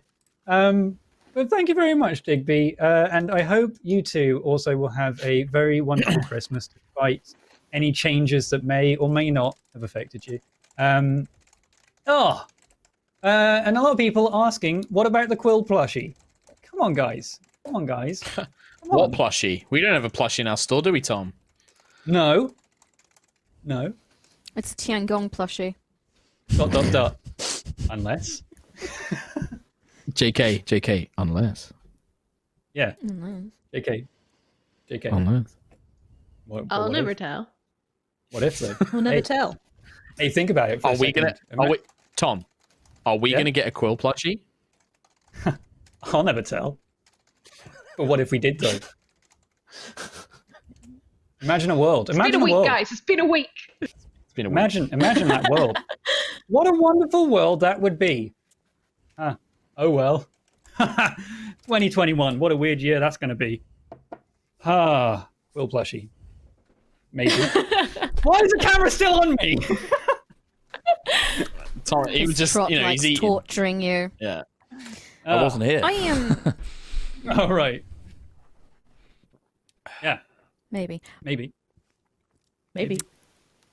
I was just working out some Tomb of Vistas stuff, and the reason I was asking about what kind of damage it was is because if you're in Tomb of the Vistas, you are vulnerable to fire damage. So if the second one had been fire damage, I would have been fucked. So yeah. Interesting. Yeah, it's a weird one because it's two sources of damage, but technically they happen at the exact same time. But because you choose to activate Tomb of the Vistas, like, okay, as a reaction, you can choose to activate it when taking damage. It becomes a very weird sort of set of how it activates and stuff like that. So it becomes D&D. It's not a perfectly balanced game, and there's mistakes, but you know what? Like... It made an exciting bit. So yeah, I feel like it's kind of almost the same as Rage, because Rage is like you take damage to keep it up. So it's like, well, at what point can I just keep hitting myself? Like with Tomb of the Vistas, can I just hit myself and then activate the tomb? You know. So yeah, it's an interesting one. Clutch. Yeah, DM discretion. What looks good? Yeah. There's also like how much hit points you had left before, and yeah, there's a lot of nonsense going on. Yeah, exactly one. I cannot believe. Yeah. So lucky it was exactly one. It was lucky that you rolled the 66 first, and then like the 77 second or whatever it was, because like I would have had to. I would have had to have rolled. No, actually, I would have succeeded that con save regardless, because my Constitution save is +9. So even if I rolled a 1, I had to get 10 to pass. So I would have been up regardless. The DC goes up every time, it goes isn't it? up. Yeah. So if I'd gone down a second time, it would have gone up to 15 DC. Yeah. Nice. Well, you know what? It was a scary moment, but we've made it through. Yes, Stormchaser is very badly damaged. Yes, it's going to take some time to repair it, but you are all alive. God. Close. Certainly a tip of the hand in some ways. You now have a bit more information about one of your enemies. Yeah, she can cast some she's pretty wild spells. She's a massive bitch. Who knew? Yeah. Now we know. Nova knows. Nova caught a little glimpse of some sort of conversation there, but who knows? Who knows what it will and definitely made it worse. Again. But yeah. So we jump back in. I mean, we can skip ahead of these kind of like days of waiting if you want and just kind of cut ahead. But if there's anything you guys want to talk about or do, now is a good time to do it, as there is really not a lot going on the Stormchaser apart from kind of routine medical checks and repairs. It is tough going for a few days. So take the stage if you wish to. I would like to study the blade. I mean, the Tome of Understanding. And I would like to boom my wisdom up, open my mind. Thanks, A Plumbus. Okay. I mean, Hesper. Yeah. So, like over the next sort of, it's going to take like sort of, between 5 and 8 days, or like quite a long time. You're probably going to be cutting this meeting pretty short with the kind of more precautionary, only traveling at night, waiting for Gusthaven kind of thing. You're going to have several days of just sitting around doing not a lot. So yeah, you can read and complete the Tome of Understanding, Quill, reading that on your off hours. So remove the item. Technically, you don't need to remove the item from your inventory. However, the magic from it, as you finish it, as you close that last page, you feel your mind kind of open up, stretch and expand in a spiritual level, as well as a kind of just an understanding of people and the way of things. But you feel that magic transfer from the book into yourself, and the book now just feels like a standard book. It just feels like it's dormant, the magic sleeping for the next 100 years. That's still a mega relic. I'm going to store away in a very special place. Sure. In the section T in my alphabetized books. And let me just I'll modify your abilities, because I think I need to. No, it's already done it. No, it's already done it. Oh, when you use it. Oh, yeah, there you go. Perfect. So my wisdom is now 22. 22. Mm-hmm. Oh my god. Whoa, nice. Good lord. It's just Now, I a book suppose you about like, could- calm-mindedness, just open thinking. You could totally give the book to Sentry, because Sentry, in theory, will still be alive in 100 years when all of her friends are dead. Yay! Wait, will the elves still be alive? No, like, because we're with Erosian elves, we changed it so they don't have like the "we live thousands of years" bullshit that normal elves do. You'll still live Excuse me, older than that's most. brilliant. Like, I mean, I'm sure it is. It's a nightmare from a world-building DM sense, because it's like, oh, a war that happened 1,000 years ago. Oh, my dad was alive in it, so I probably know all about it. Lol. And it's like, yeah, I guess you do.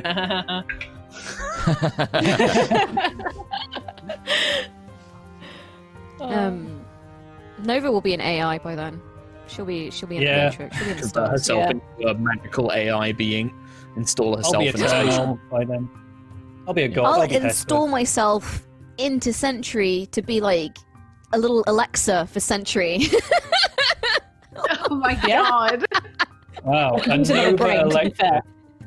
No offense to Sentry Nova. to her brain. No offense to Nova, but Nova Alexa constantly correcting you on everything and like, like, Oh you can my do this. god, or this, or yeah. this. Uninstall. Uninstall. Did you know? Did you Sentry. know? Did you know? Would you like to listen to Baby Shark? Let us put the idea of Amazon's Nova or Elenasto's Nova, the latest gizmo from the Elenasto Corporation. Let's put that to the side. Whilst Quilla's reading his book, is there anything anybody else wants to do? Anything like any Can I NPCs you want to attune- chat with? I want to attune to the 2 bracelets I took from that sorcerer child that wasn't a child, but it was a sorcerer. I took some bracelets from They will have no benefit to you, Nova, as you already benefit from an Great. armor bonus. These are braces of defense. Cool. So anybody who is not wearing armor can get a +2 bonus to AC. Lucius. My god, I'm literally Does it going to work, burst Lucius? into Lucius's room in the middle of the night and just put them on him. No, just like, put these on and don't take them off. Ever. Give them to Lucius. arm, ow! Oh yeah, his broken arm. Does it break again? It doesn't break again, but it's very painful and unpleasant as Nova is trying to strap this Okay, I'm bracer not gonna- onto you. I'm not No, going I know to you're not. force. I know you're not. I am going to kick into his room once I figure out what it is. I am going to kick the door down and be like, Lucius, you need to put these on right now and never take them off. Put them on now. Now, put them on now. Put them on now. Put them on now. I'm very easily scared. Please, give me a moment. What do you want me to put on? Put this on. Put these on. Put these on. Bracelets. Put them on. Right, Make but you they stronger. don't really go. I'll be honest. I don't. Did you I'll make them? paint These are them. I'll- fantastic. They're so well made. Well done. If Can I hide say them? I made them, will you put them on? Would you be lying? What benefit does it give me? You're not going to get hurt as much. They'll help you. They'll make you strong. They're like armor, but not armor. You might not get If broken Ayla was arms so walking much. past- If Ayla was walking past the door and heard that description, she'd be like, put them on right now. Put them on now and never take them off, and then just continue down the hallway. Just continue walking. Well, Hey, I heard you guys talking from down there. What are you saying? Lucius gets hurt less? Put them on. Put them on. Messenger ring. I mean- Sentry, I have a You thing guys that might be Lucius needs to overhyping put it a on, little bit. and he won't put them on. Tell him to put them on. Lucius, put them on right now, please, for the love of all that is good. For the love of Seattle, Lucius. please. Put them on. Put on the Put them bracelets. on. Okay, Right. they're on. Lucius, you may add They're garish. braces of defense. Braces of defense. They're not that garish, actually. They look quite nice. They're kind of quite like pretty. twisted bands of metal. Quite pretty. They're the wrong color. They add +2 bonus to your armor class, as long as you are not wearing armor and using no shield. Holy moly! I can What be a is your AC 14. now? 14. 14. Oh my god. As a point, that's Still not trash. a huge It's still difference, trash. but it's something. Oh. It's still trash. But with barriering, it could be 16. Yeah. Exactly. Oh, it's Oh, normal. Now we're talking. A normal AC. Look, some of you are gods of AC, okay? Normally barbarians don't run around with 19 AC as a point. I'll attune from the messenger ring. Warlocks. Yeah, they do require attunement, I believe. Actually, no, they don't. Oh, it does. It does require attunement. So, yep. Yeah, because Jito had these towards the end. Stone of good luck. Bye. What's that do again? Give that to somebody else, though. What did that do? Who wants Plus the one to stone of saving good throw. luck? Not me. It doesn't seem to give any luck. Ever since you picked that thing up. It's so lucky. What does it?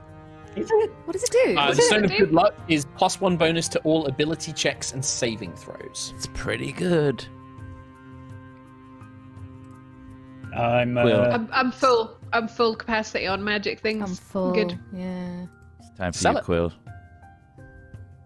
well, Don't no, forget- I mean, Money. Unused magic items can be sold for gold. I'll sell it. We do need money. We need a lot of money. I'll right get now. rid of my Magitech wing. Yes, What? you should, for this stone. Yeah. I'm sorry. What? What was that? Nothing. Nothing. I don't want it. I don't want it. Unless I got rid of the messenger rings. Which, to be honest, I probably could do. I've got sending and message and stuff. It's just I won't hear stuff. Get rid of them. Ayla will talk directly in the messenger ring. Quill, don't you dare, you fuck. Oh my god. Oh my Hesper. I mean, well, I'm talking about Hesper. Hang on. Yeah, Do oh I my need to God, attune to Ken the referred to staff, by the way? You do. I haven't actually statted the staff up yet. I'm sorry. I've been Okay. distracted the last couple of If days. I have to attune to the staff, which in that case I pretty much have to get rid of the messenger ring because Duskwillow's ring is pretty useful. It's extra spells. Again, it is, but you could Is also the sell staff it, more useful. and you have a lot of spells. Yeah. Oh, the staff's Is the way messenger ring more useful. useful or the Duskwillow ring? That's the question. Yeah, I think the Duskwillow ring I'm going to have to get rid of for the staff. But yeah, I still have no space for the Stone of Horrible Luck. It's fine. That's fine. So Anything Stone else from of anybody Rotten else Luck. after the shenanigans of the braces are resolved? we can I guess we can also take a long the- rest now, right? Oh, yeah. You can take many long rests. You can take several. Yay! Oh, 150 hit points. I love you. Come back to me. I'll also do all the communication stuff as well with Yeah. Lillian Sprocket and total up all of the repair work potentially if I can. Okay. Yeah. So, in terms of repair work, so you contact Lillian Sprocket of Lillian Sprocket Shipping Company, a pair of gnomish shipbuilders in the Sky City of Gusthaven. You get a kind of, I'm guessing, like in 25. We're not going to do the 25 words back thing because that's going to kill me. And you have days and spell slots. The gist of it is something along the lines of like, yes, we can make repairs as required. Yes, very well. And then you get like a list of pricing. It is going to be expensive. The repairs alone because the main engine will need to be repaired, the sails, the helm, and hull. So we're talking about 500, 2,000, 2,500, probably about 3,000 gold for the whole ship to be fully repaired, like all the components fixed, a brand new hull, like all hull hit points restored, everything. It's about 3,000 gold. This is an expensive repair job. Ayla, how many bars of platinum do you We have have left? three. Okay. Yeah, can we sell that chest that Quill bought? Yeah. His little face. His little Can you face. sell My chest. what? You don't I use did- it. I haven't. Well, if I place it down on the ship, we can store literally anything that we pick up in the chest, and it's like an ender chest from The Mincerar. ship just about got blown What's under chest? up completely.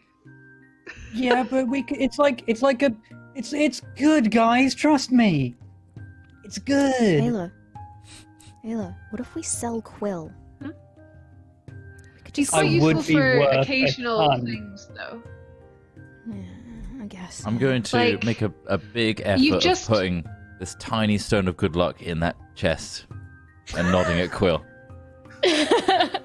Right, Quill, Yeah. note down your Leomund's secret chest contains the Stone of Good Luck. Make a note of that. Because if it's not written down somewhere, Oh my God. that stone vanishes to nothing. I'm removing it. Please write it down. Please write it down. DMCA. Yeah, we shouldn't get rid of him because you actually just invested quite a bit of cash into making him a wing. So, we should probably get our money's worth on that before we sell him. At least. Yeah, definitely. That big cat. I feel like I can hear Big Cat agreeing from a distance with that theory. Yeah. Wise cat, that cat. Yeah, Hungry all the time as well. That's Helios. Yeah. Helios. I mean, you'd think he'd been we've got 3 platinum bars. We've got 3 of them. Cool. Okay. So that's 3,000. I thought we had more. They're they're 100 platinum each, aren't they? So it's 1,000 gold. We are now officially poor again. Well, We had the so gold hasn't much. gone out of your money accounts just yet. You've not arrived in Gusthaven, but yeah, that's going to reduce your We funds. will be So poor things again. like if you want to buy up, like things like having upgrades built and things like that is probably going to cost money, or you're going to have to go and find rare resources after this leaders meeting, maybe. If you want to buy your own like restock on potions and things, you're going to need to get some money from that as well. Things shit, like yeah, we don't have you any are left. you are carrying a lot of like magic items and stuff as well. Either look at like getting them reforged or like getting improvements made to your existing things, all of that stuff. You know that Gusthaven and any of the Sky Cities, Horizon will be the case as well, so you don't have to do it in Gusthaven. The Sky Cities are generally your best place to go for magical equipment and magical things. They produce Ethereum, they can make magical items.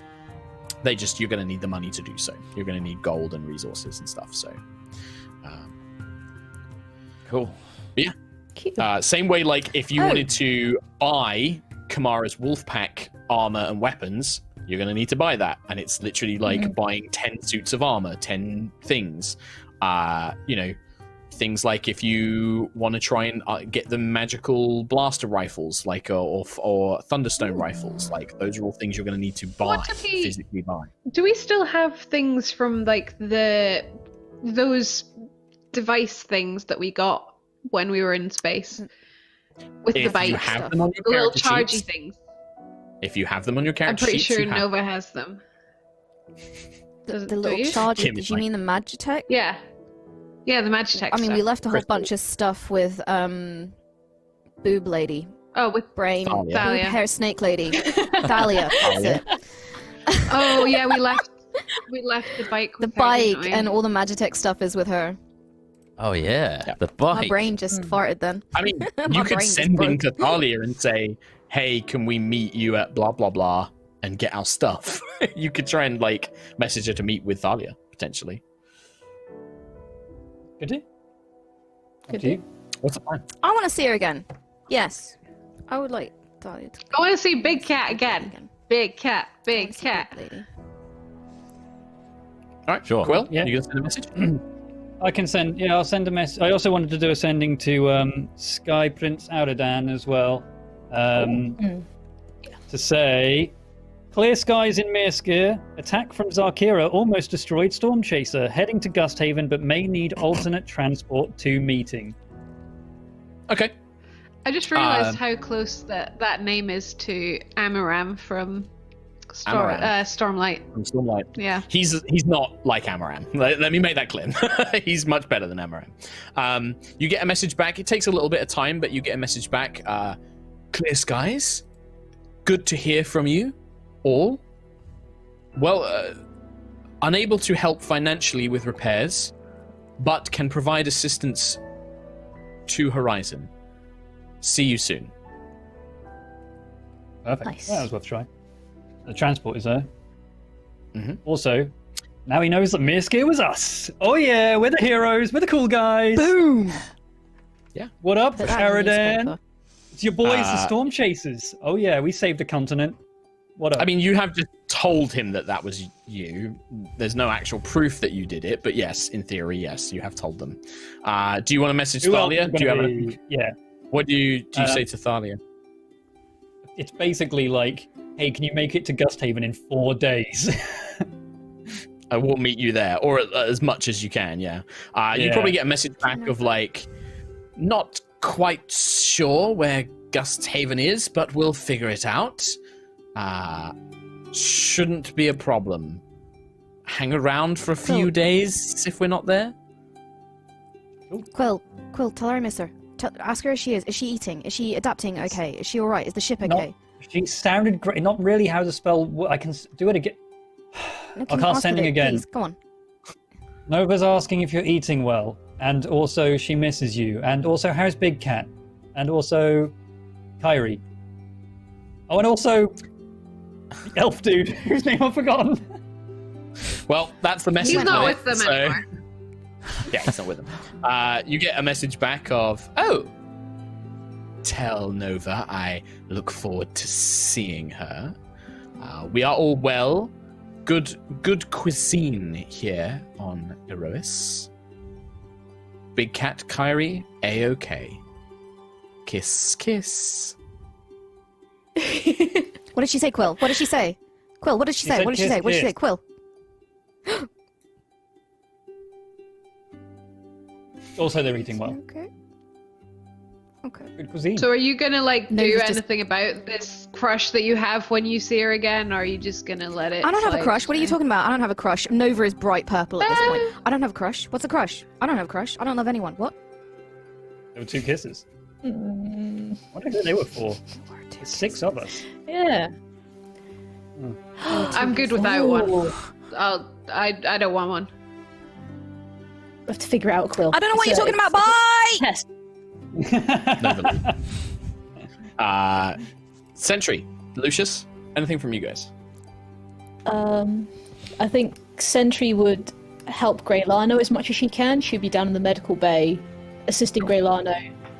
Well, you were Yeah, helping you were the kind of injured. practicing with Greylano as well, Yeah. weren't you? So, Yeah. Okay.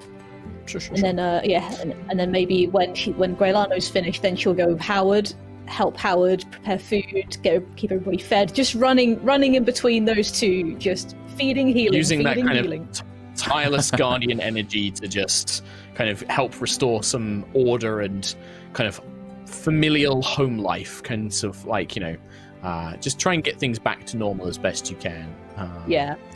You can see that the attack has definitely shaken Howard a little bit. He's a little bit quieter, having stared death so aggressively in the face. But he tries to keep his spirits up, especially around other people. But when it's just the two of you, he is a bit more quiet. He's kind of can obviously see him thinking over things and sort of, rubbing at like the scars and burns that he's kind of got left on his face and things like that. But yeah. How are you doing, Howard? How are you holding up? Oh, I'm all right, Miss Sentry. Yeah, of course. Yeah, just concentrating. Just trying to keep busy. Trying not to think about the fiery explosions of death that almost killed me.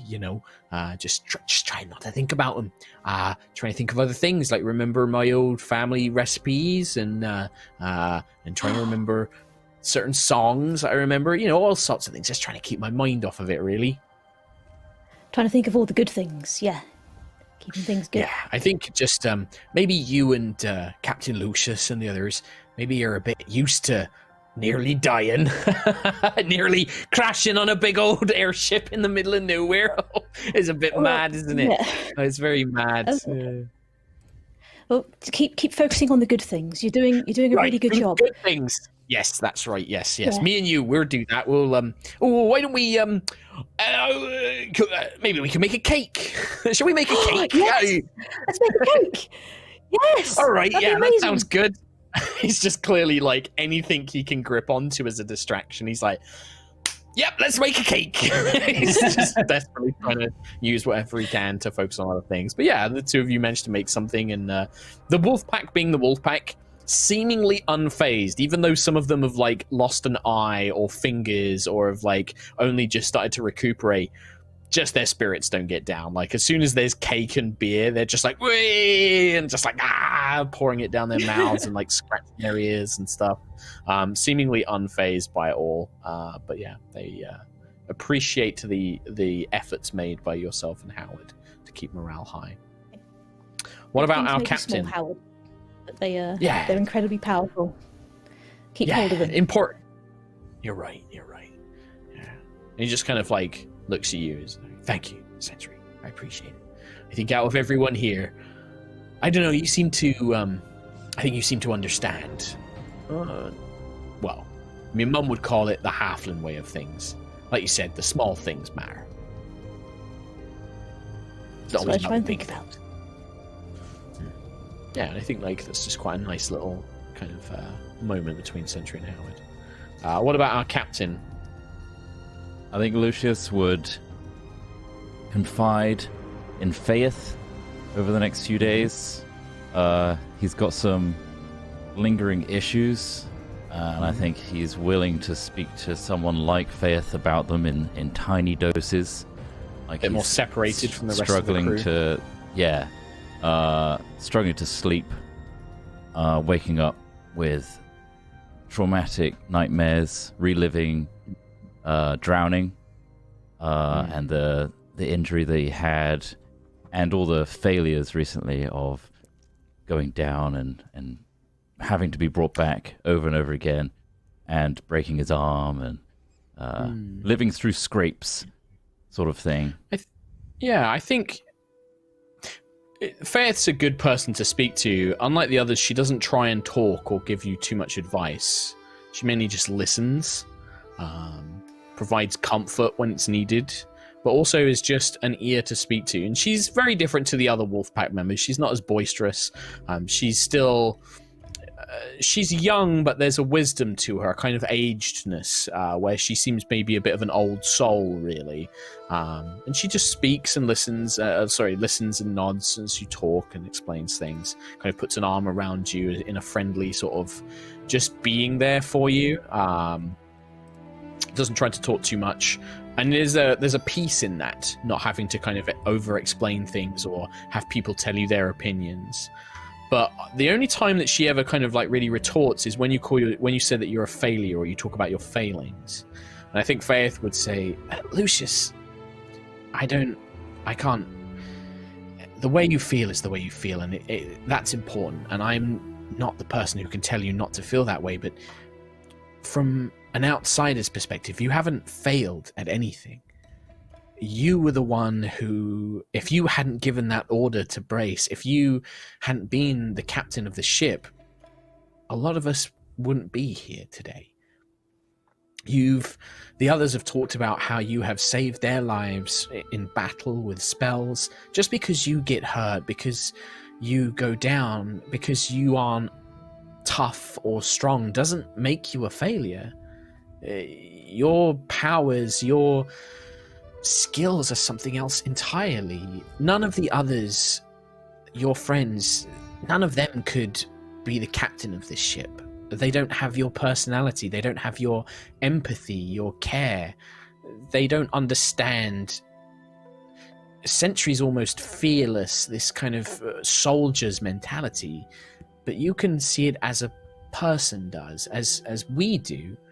You're not a failure, Lucius. You never have been. Thank you, Faith. I appreciate the sentiment. Though I can't agree, any one of them could step into my shoes and do the job that I do. Any one of them, they have the compassion and empathy for other lives to step up to the duties that they're responsible for. They could match the duties, yes, and they are compassionate, kind people, but how do I put this? I don't think any of them care or feel in the same way that you do. And that's what makes the difference. Being the captain of this ship, it isn't just about responsibilities or fighting enemies. It's about more than that. And I genuinely don't think any of them could replace you. Not in the same way. I think that you don't do yourself enough credit for that. Maybe so. However, I'm a burden to bear, and I get that. It's fine. I'm not like the rest of them, though I do have what you say that I have, sure. But when it comes to what's required to do what we're doing now, I can cast spells. I'm very potent at it. All of, a lot of people in our party are. But I'm weak. I go down. I'm brought back. Other members constantly scrambling to save me. And I'm a distraction. When they could be focusing on defeating what needs to be defeated, instead they're getting me back on my feet again. I can understand that. I kind of know what it's like to be the weakest in the bunch. I can understand that. And I'm sure that if they were here, they'd probably say something like, that they're willing to do that for you. But I think I can understand better than most that feeling of feeling that you're a burden, feeling that you are a weight around others' necks. I don't know if I've got good advice for you on that. You're the first person who I've ever felt that I haven't been that to. This is why I came to you, because you understand this. And I could only come to you for it, and not the rest of the team. That would put too much on them to know that I feel this way. And it would change things. I think talking about it is good. I worry that sometimes you keep all of this pain. I've heard about, things about what happened to your family, and I know you don't talk about it, but I know you kind of pack it all down deep inside. And I think it's good to talk. I'm trying to remember. Kamara says something to me, and it's something I don't quite understand or can't appreciate, but maybe it's something for you to think about. Okay, so yes, you get hurt and the others come and save you, and that can make you feel a certain way. Maybe it needs a change of tactics or something. Maybe they need to help look after you more. Sure, they come to your rescue when you get hurt, but maybe there's a way that they can stop you from being hurt. Maybe there's spells that you could learn, something that you can protect yourself better with so that you can not feel that way. I don't really understand magic, but I've seen the amazing things you can do, and I'm sure there must be something. A new way of approaching the problem, maybe, or something like that. They're desperate you're not to help me. And I show them the braces. They want the best for me. They care very much. But I can't help but feel like I'm an emotional burden. And nothing changes that, really. But you're right. I'll speak to... I'm going to be seeing my sister soon. She's very strong. She always has been. Look up to her. She'll know how to her about it. I will. And I say this with... Well, I don't want you to get the idea that I'm suggesting anything, but if you ever decided that you couldn't do this anymore, you can still be the captain of the Stormchaser. Even if you can't fight this callous, and even if you can't go around saving the world, you'll always be our captain, no matter what. That is something I feel like I have earned, and I am proud of that. So thank you for that. The one thing that I cannot beat, that's deep down, ever since I met this bunch of people that I'd never want to lose sight of, is I'm a rich boy. I'm a rich boy from a rich family that was in the position of an airship because the wealth put me there. Not my skill, not my talents. And I'm lumped with the rest. Maybe. But I also think that you've taken that opportunity. Sure, okay. Your family and your money bought you the ship, but they didn't make you the captain. That's all your own. And she just puts her hand and sort of rests her shoulder on yours and says, and that's all I'm going to say on that. And that's it. And she just stays by your side as a friend, there to give comfort and listen further. But I don't think she'd add any more conversation. She'd just let you talk for the rest of it, I think. It's good to meet. Yeah, cool. The days go past, people working on various things, having their moments. If there is anything else to shout. Otherwise, within maybe only sort of 3 days to go before this leaders meeting, the shadow of Gusthaven appears on the horizon as the Stormchaser limps into its docks. A few symbols and signals from Aerois and messages sent basically get you a very private dock secured by the Lillian Sprocket Shipwriting Co., approved by the Sky Prince himself. You are met by an armed guard who are not there to check you, they are there to escort you and to make sure that the Stormchaser is protected whilst it is docked. A full contingent of royal guards is stationed. But yeah, anything from you guys? I'm assuming like Lillian Sprocket, it's almost like a Formula One pit stop where we just land in and they've just got all this material ready to go and like. So they have, I mean, it looks like that some of it's like things like lumber and all the basics are all there. But when you begin sort of like disembarking from the ruined thing, you see Sprocket, the male gnome with pink kind of swirly cotton candy hair, kind of has his hands on his hip and he looks furious. And his wife, Lily, is kind of holding him back like, now, dear, we mustn't be too angry with them. You must know that our ships are going to be encountering many dangers out there in Aerois. And you can just see him just like, you wait till I get my hands on that captain. I'm going to give him a piece of my mind, my dear. Oh my god. Well, fair enough. As soon as they see Lucius, little Sprocket is just like, you, young man, how dare you do this to my precious work? This is one of my masterpieces. I know, I'm sorry. We try to do our best. We have the best crew possible. But unfortunately, we came into a really dangerous situation. What did you do? Fly into a volcano? Worse, actually. Meteors. Meteors? How would we defend against meteors? I don't know, my dear. That's quite a conundrum, isn't it? The skyship is quite vulnerable to such things. Quartermaster Quill has a long list of repairs, maybe potential enhancements.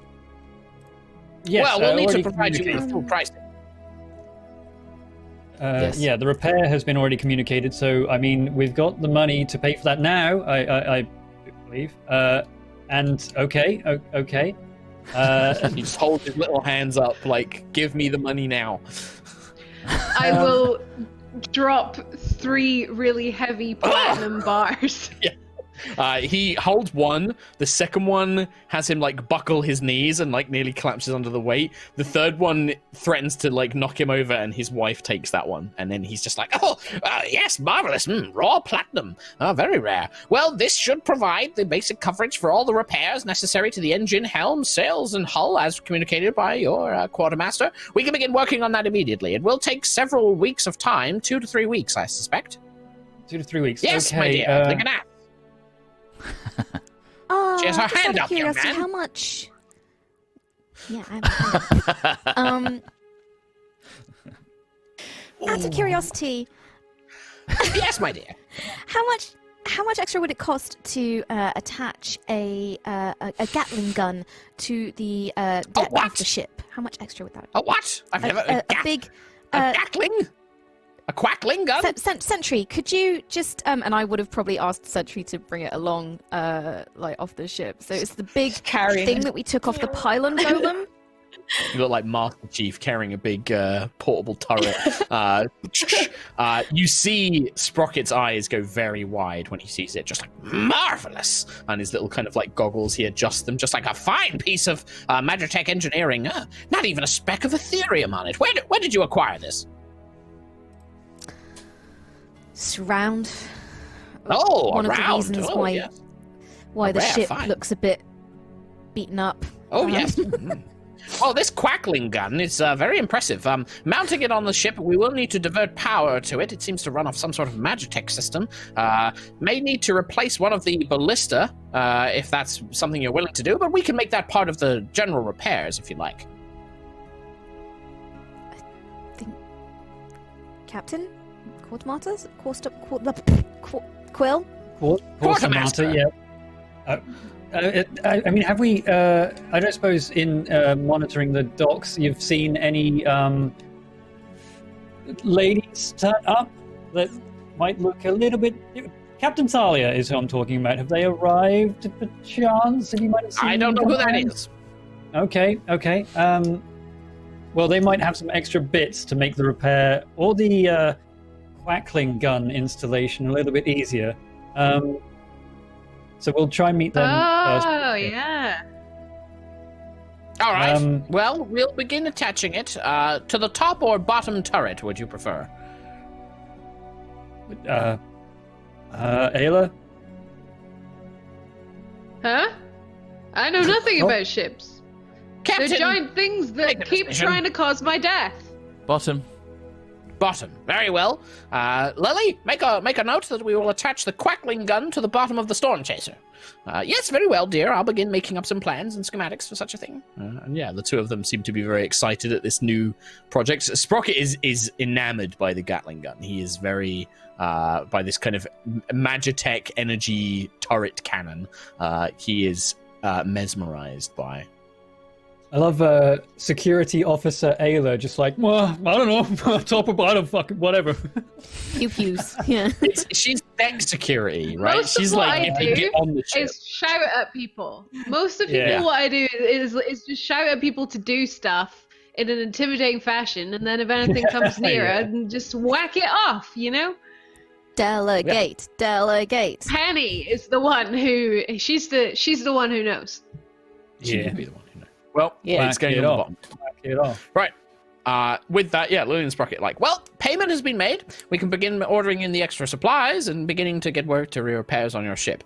These royal guards were sent by the Sky Prince or something to ensure that nothing bad happens to your ship. I don't know why such an insinuation would be made, but I believe that they left a message.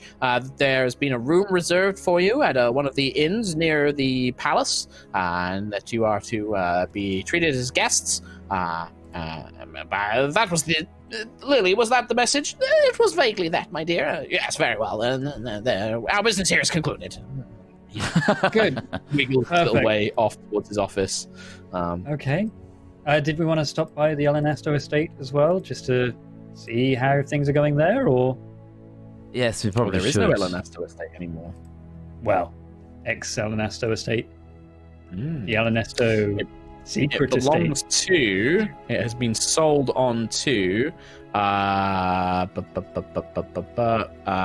is it Virenor. House Virenor now owns Yeah, it. Virenor. Yep. The three sisters, Nira, Adela, and Karina, all run the house together. If you guys make your way through the city, Gusthaven has seemingly not changed too much. Still very full of visitors from both the lowlands and other sky cities, all kind of coming here to do business and trade. You do notice that there are definitely there's a heavy guard presence that seems to be much stricter, checking things that are kind of incoming and outgoing of the sky city. But you are all left pretty much alone. The guards seem to have been told of your coming and have just don't bother you when you are moving around the place.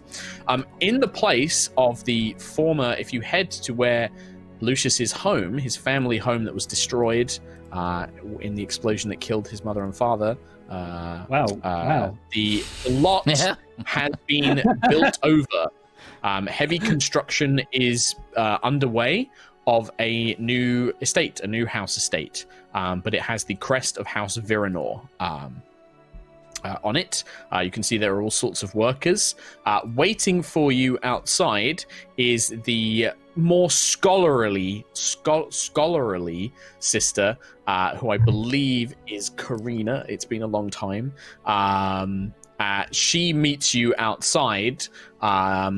Again, sort of like dark brown hair, very long, looking kind of traditional elven, big, large spectacles, looks a little bit like the character from The Mummy, in a kind of suitable scholarly outfit with a long pencil skirt and blouse and clipboard and that sort of thing.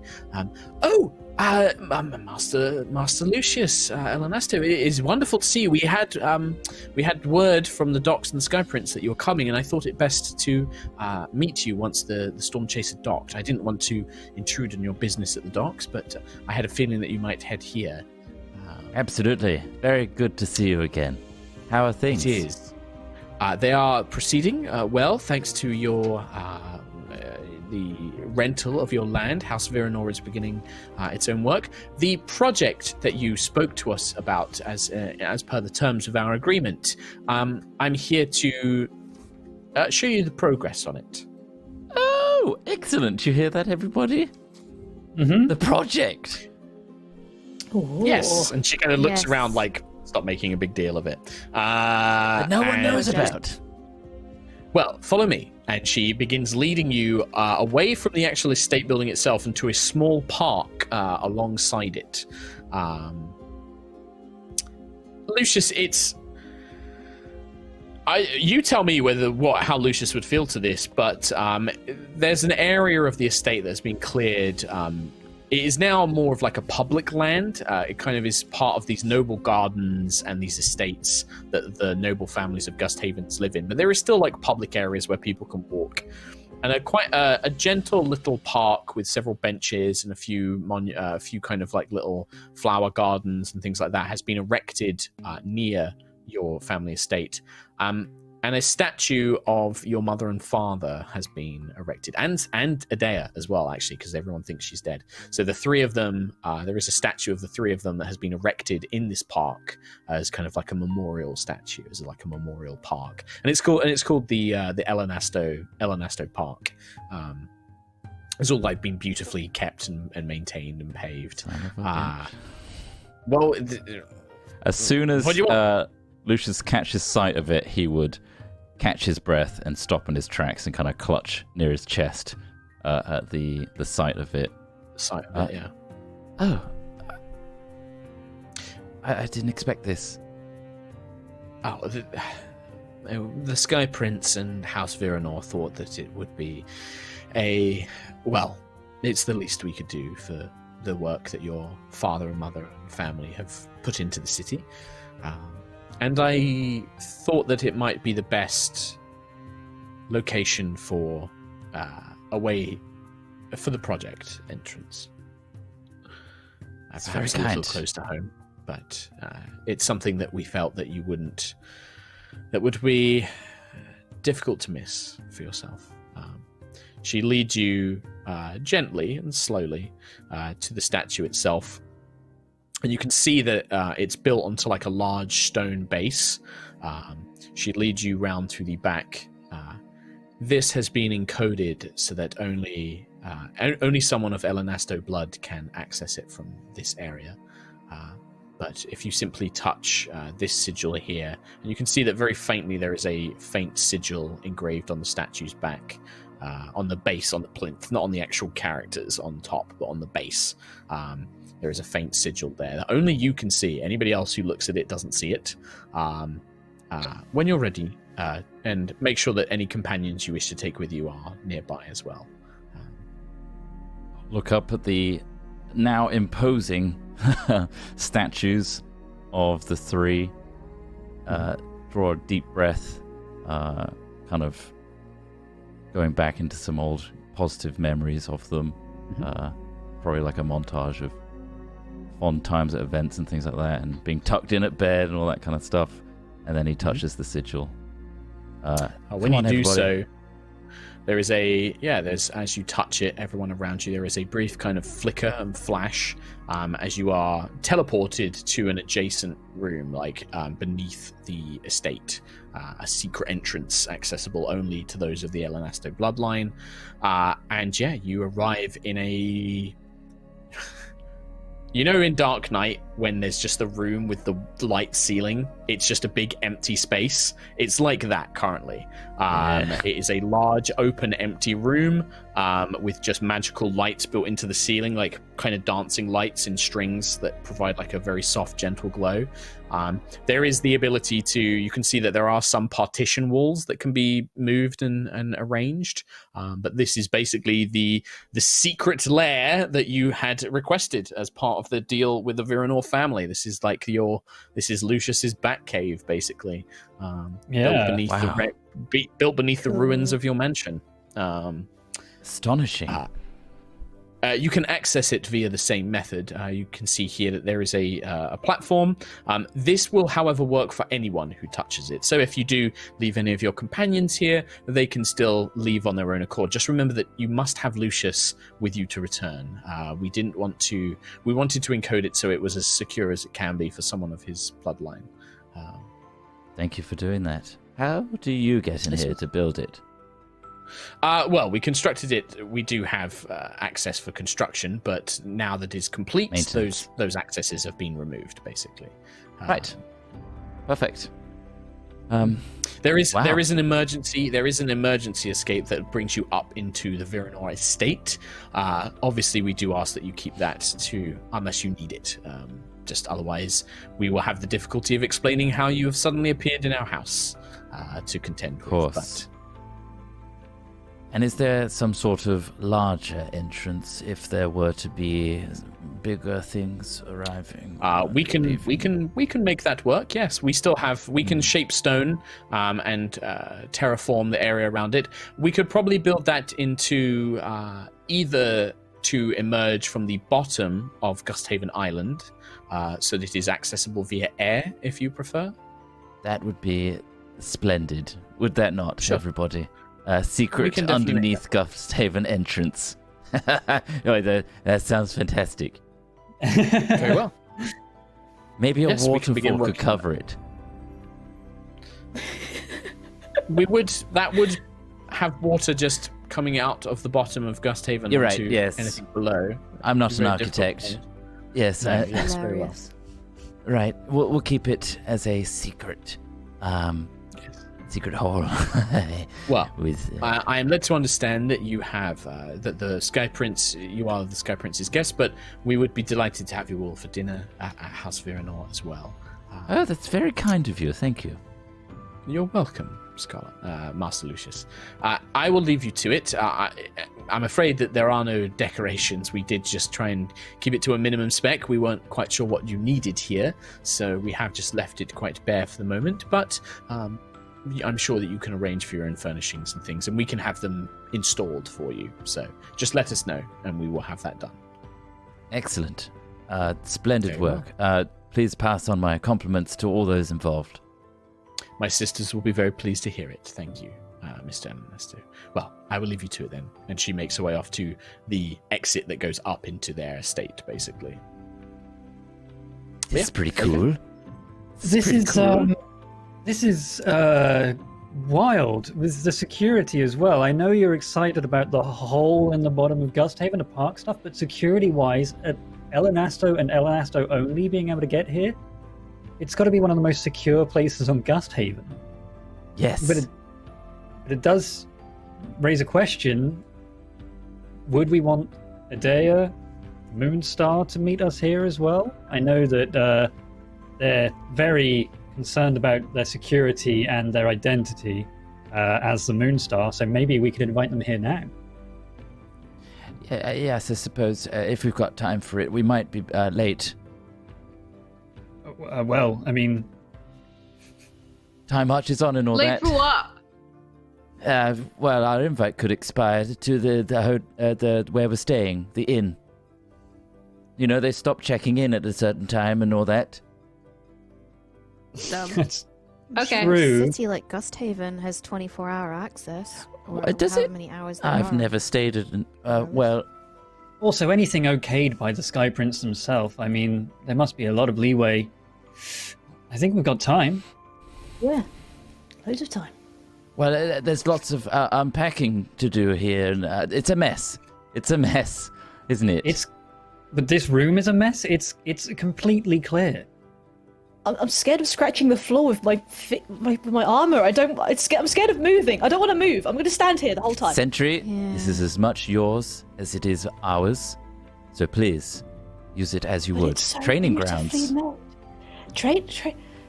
Training grounds? Yes, anything you want here, you can place it here. What is yours? Anything this light touches, all of you can access. Well, I'm gonna have to shoot off. I've got to do really quick. We're gonna have to wrap the episode up early. I've got to go pick up Nina from something. That's okay. I'm afraid that's where we're gonna have to end the episode there, my friends. But yeah, in the middle of a super secure bat cave. Lucius Cave, Moon Cave. Oh, we need a sigil that goes to the sky. Yeah. Moonstar is calling. Moonstar. Hell yeah. Amazing. Amazing. Perfect. Thank you so much, guys. Yeah, I don't know if the guys want to stick around and do some donations, but I am going to have to go. We'll read out. Go pick up Nina. So thank you, Mark. We'll take it from here. Episode had it all. Thank you, Mark. Yeah, great job. Great episode. I'm glad it wasn't a TPK. I'm very glad it wasn't a TPK. It was close. It was a lot amazing TPK than perhaps I thought it was going to be. I was like, it'll be okay. It'll be all right. Yeah. So we'll be back in the new year, right, Mark? Or we got another. One more. I think. Well, so we'll talk about this offline because the next Sunday is the 27th, which is like the day after Boxing Day, which might be a bit much, but we'll talk about it. We'll see, because I'm sure lots of people are going to want entertainment over Christmas. A lot of folks who won't be able to go home and stuff. So if we are free, maybe we'll talk about it and then we'll post on Twitter and let people know if there's an episode next week. But we'll have to see High what people Rollers want to do. D&D. If you're not following it yet, what the hell? Or check the Discord or check the Reddit. There's information everywhere. We update. Search High Rollers D&D. If we are live next week, you'll know. Yes. Perfecto. All right. Thanks everybody. I'm gonna go.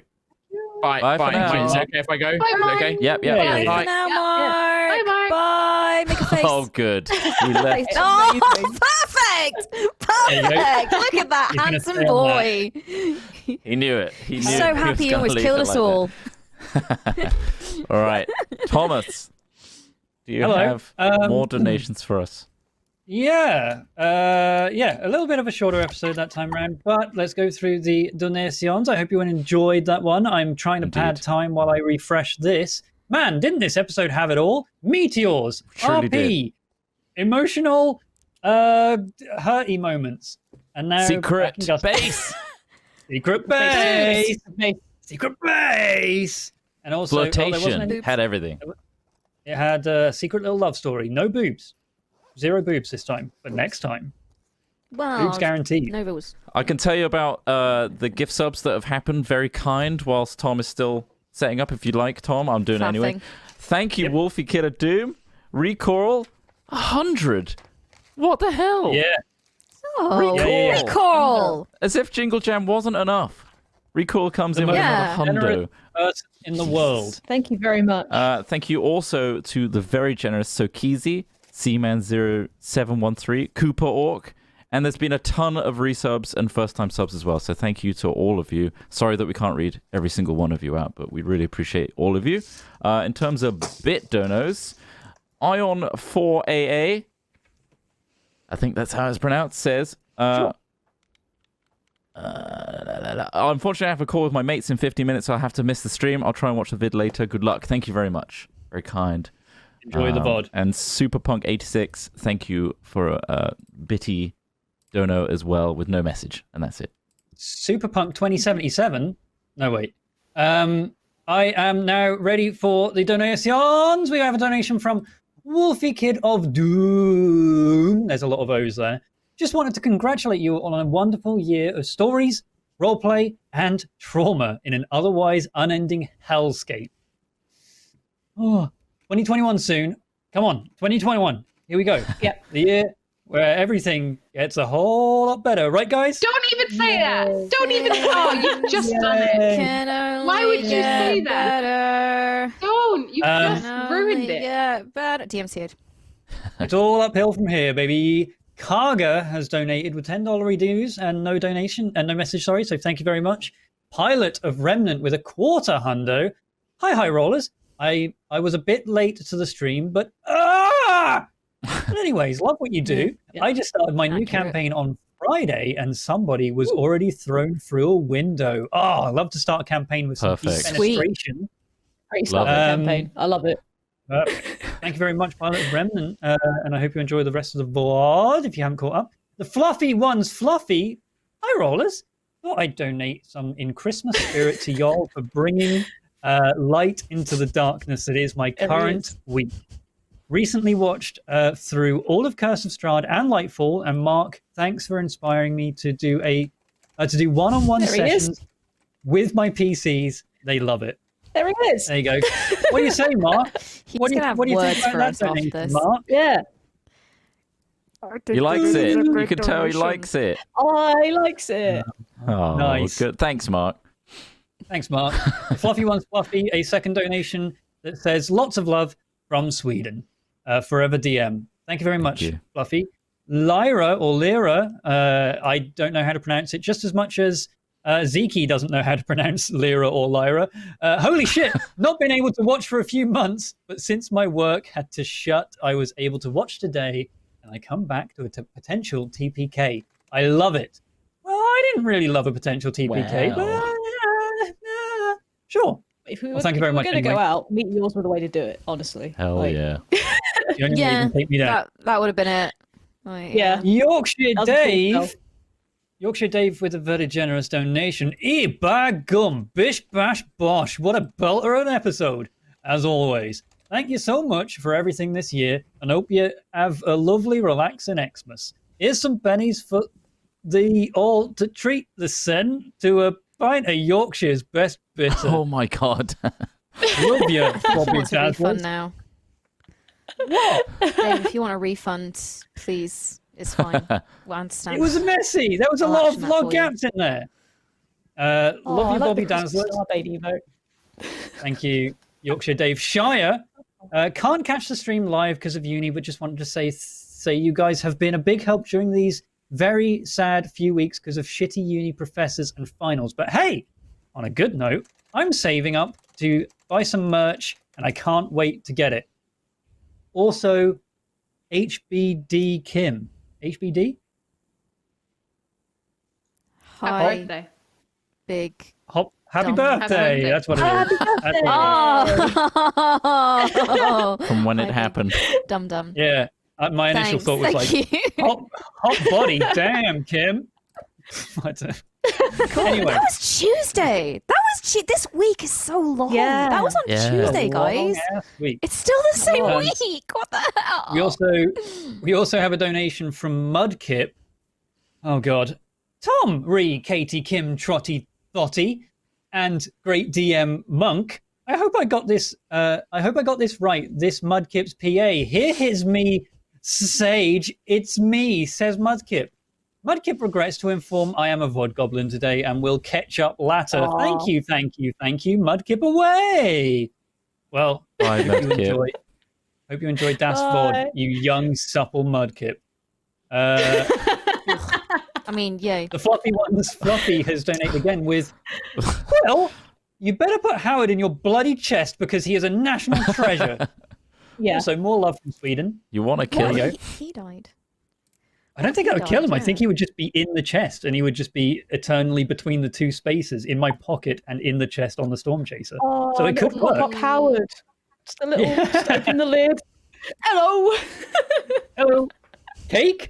No, Hello. Howard. Cake. No. Imperial Jester.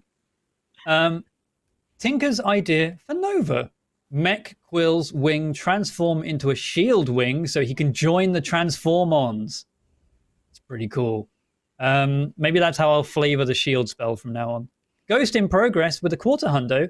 Don't mind me falling for Faith again. Happens. Oh man, bro. Donating to remind that rewatched from the Death Tyrant lair, you have the Staff of Striking magic item that you can sell. I do have that. Also, right now, you have 13 of the magic gems that powered the motorbike worth 500 gold each. Oh. Ooh. Yeah, I know that, Well, I but it's think- all on Thalia's ship. Thalia has it. Thalia Yeah. has that. That's yeah, why we Thalia are has going it. We don't have it. we're going to meet with her. So guaranteed boobs next episode, as Yeah. promised. Fail has donated the wonderful Fail of Fail Draws. This was such an Yes. emotional roller coaster. What an excellent session. I'm very excited for this new arc. Happy holidays, everyone. I hope you have a lovely time. You too, Fail. Thank you very much. Yeah. I hope you are. I am as excited for the arc as I am for your art of the arc. The art arc. The arced, if you will. Art arc. So, New Alex has donated as well, saying, so, Lucius has a secret lair suitable for fighting crime, etc.? Holy Elenasto, Chromatoman! Loving it. See you all after Christmas. Perfect. Sorry, it said Chromatman. I read that Chromatman. wrong. Chromatman God makes damn more it, sense. Tom. Yes, it No, does. no, no, no, no, no, no, no, no, no, no, no, no, no, Chromatman. And Jawadi18 has also donated with Tom and Ree. Can you read the terms and conditions before signing us up to the new year? This year was too much chaos. Yeah, that it was on us. Sorry, guys. Sorry, it's our fault, guys. They came to us to ask about how we should deal with 2020 going forward, and man, we really fucking goofed it, Ree. Ree, we goofed it bad. Oh, Guys, you man. goofed it pretty hard there. Oh, we goofed it hard. We're really You goofed sorry, up this guys. year, god damn it. That was really Don't bad. worry, because sorry. Trot's in charge of 2021. Yeah. I absolutely no. love you guys. And you all made me cry last week at work when I was listening to the podcast, so now I look like a weirdo. It's okay, don't worry. Just explain that you're crying about a bird boy and his metal friend, and also some elves and a blue girl, and they'll not think you're weird anymore. Maybe. They will. It's fine. And another refresh gives us one more donation. That was lucky, because that would have been awkward. C is for Kooky has donated with a $250 saying, that's good enough for me. All right, wonderful. You know what? That's good enough for me too. Good enough. Good enough. That's good enough for me. What have you done to his face?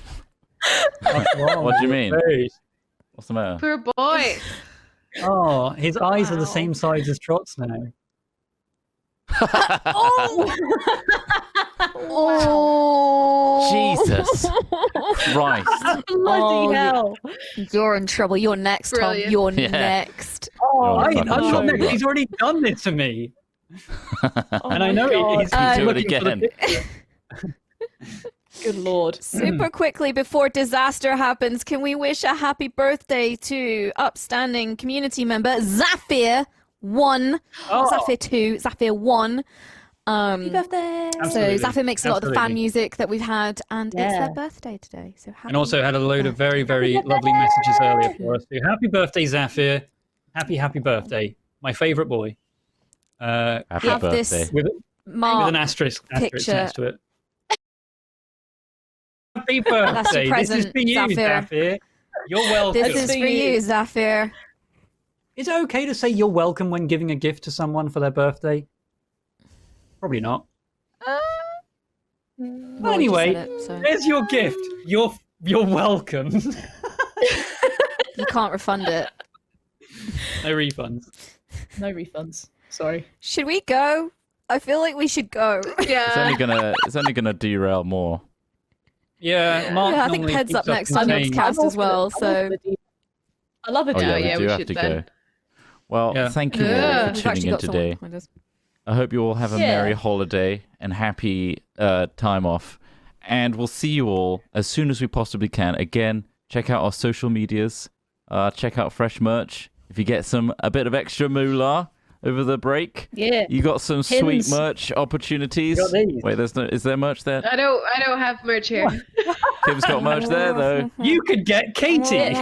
Ree's got some merch somewhere. I'm not. I do have an Ayla pin somewhere, but it's not with me currently. You can buy Ree on the store. You can buy this Crash Bandicoot that I have. There you go. She's put No that. refund. Can you buy for this sale. picture of Mark? I'll You can sell buy this buy picture this of Mark. I'll Wow. sell. And maybe one day you'll be able to buy a Quill plushie, but I'll never tell. Well, wouldn't that be something? Anyway, have a great amazing, time. huh? Merry Christmas, everybody! Happy holidays. Everyone. Happy holidays. festivities! Stay safe. Bye.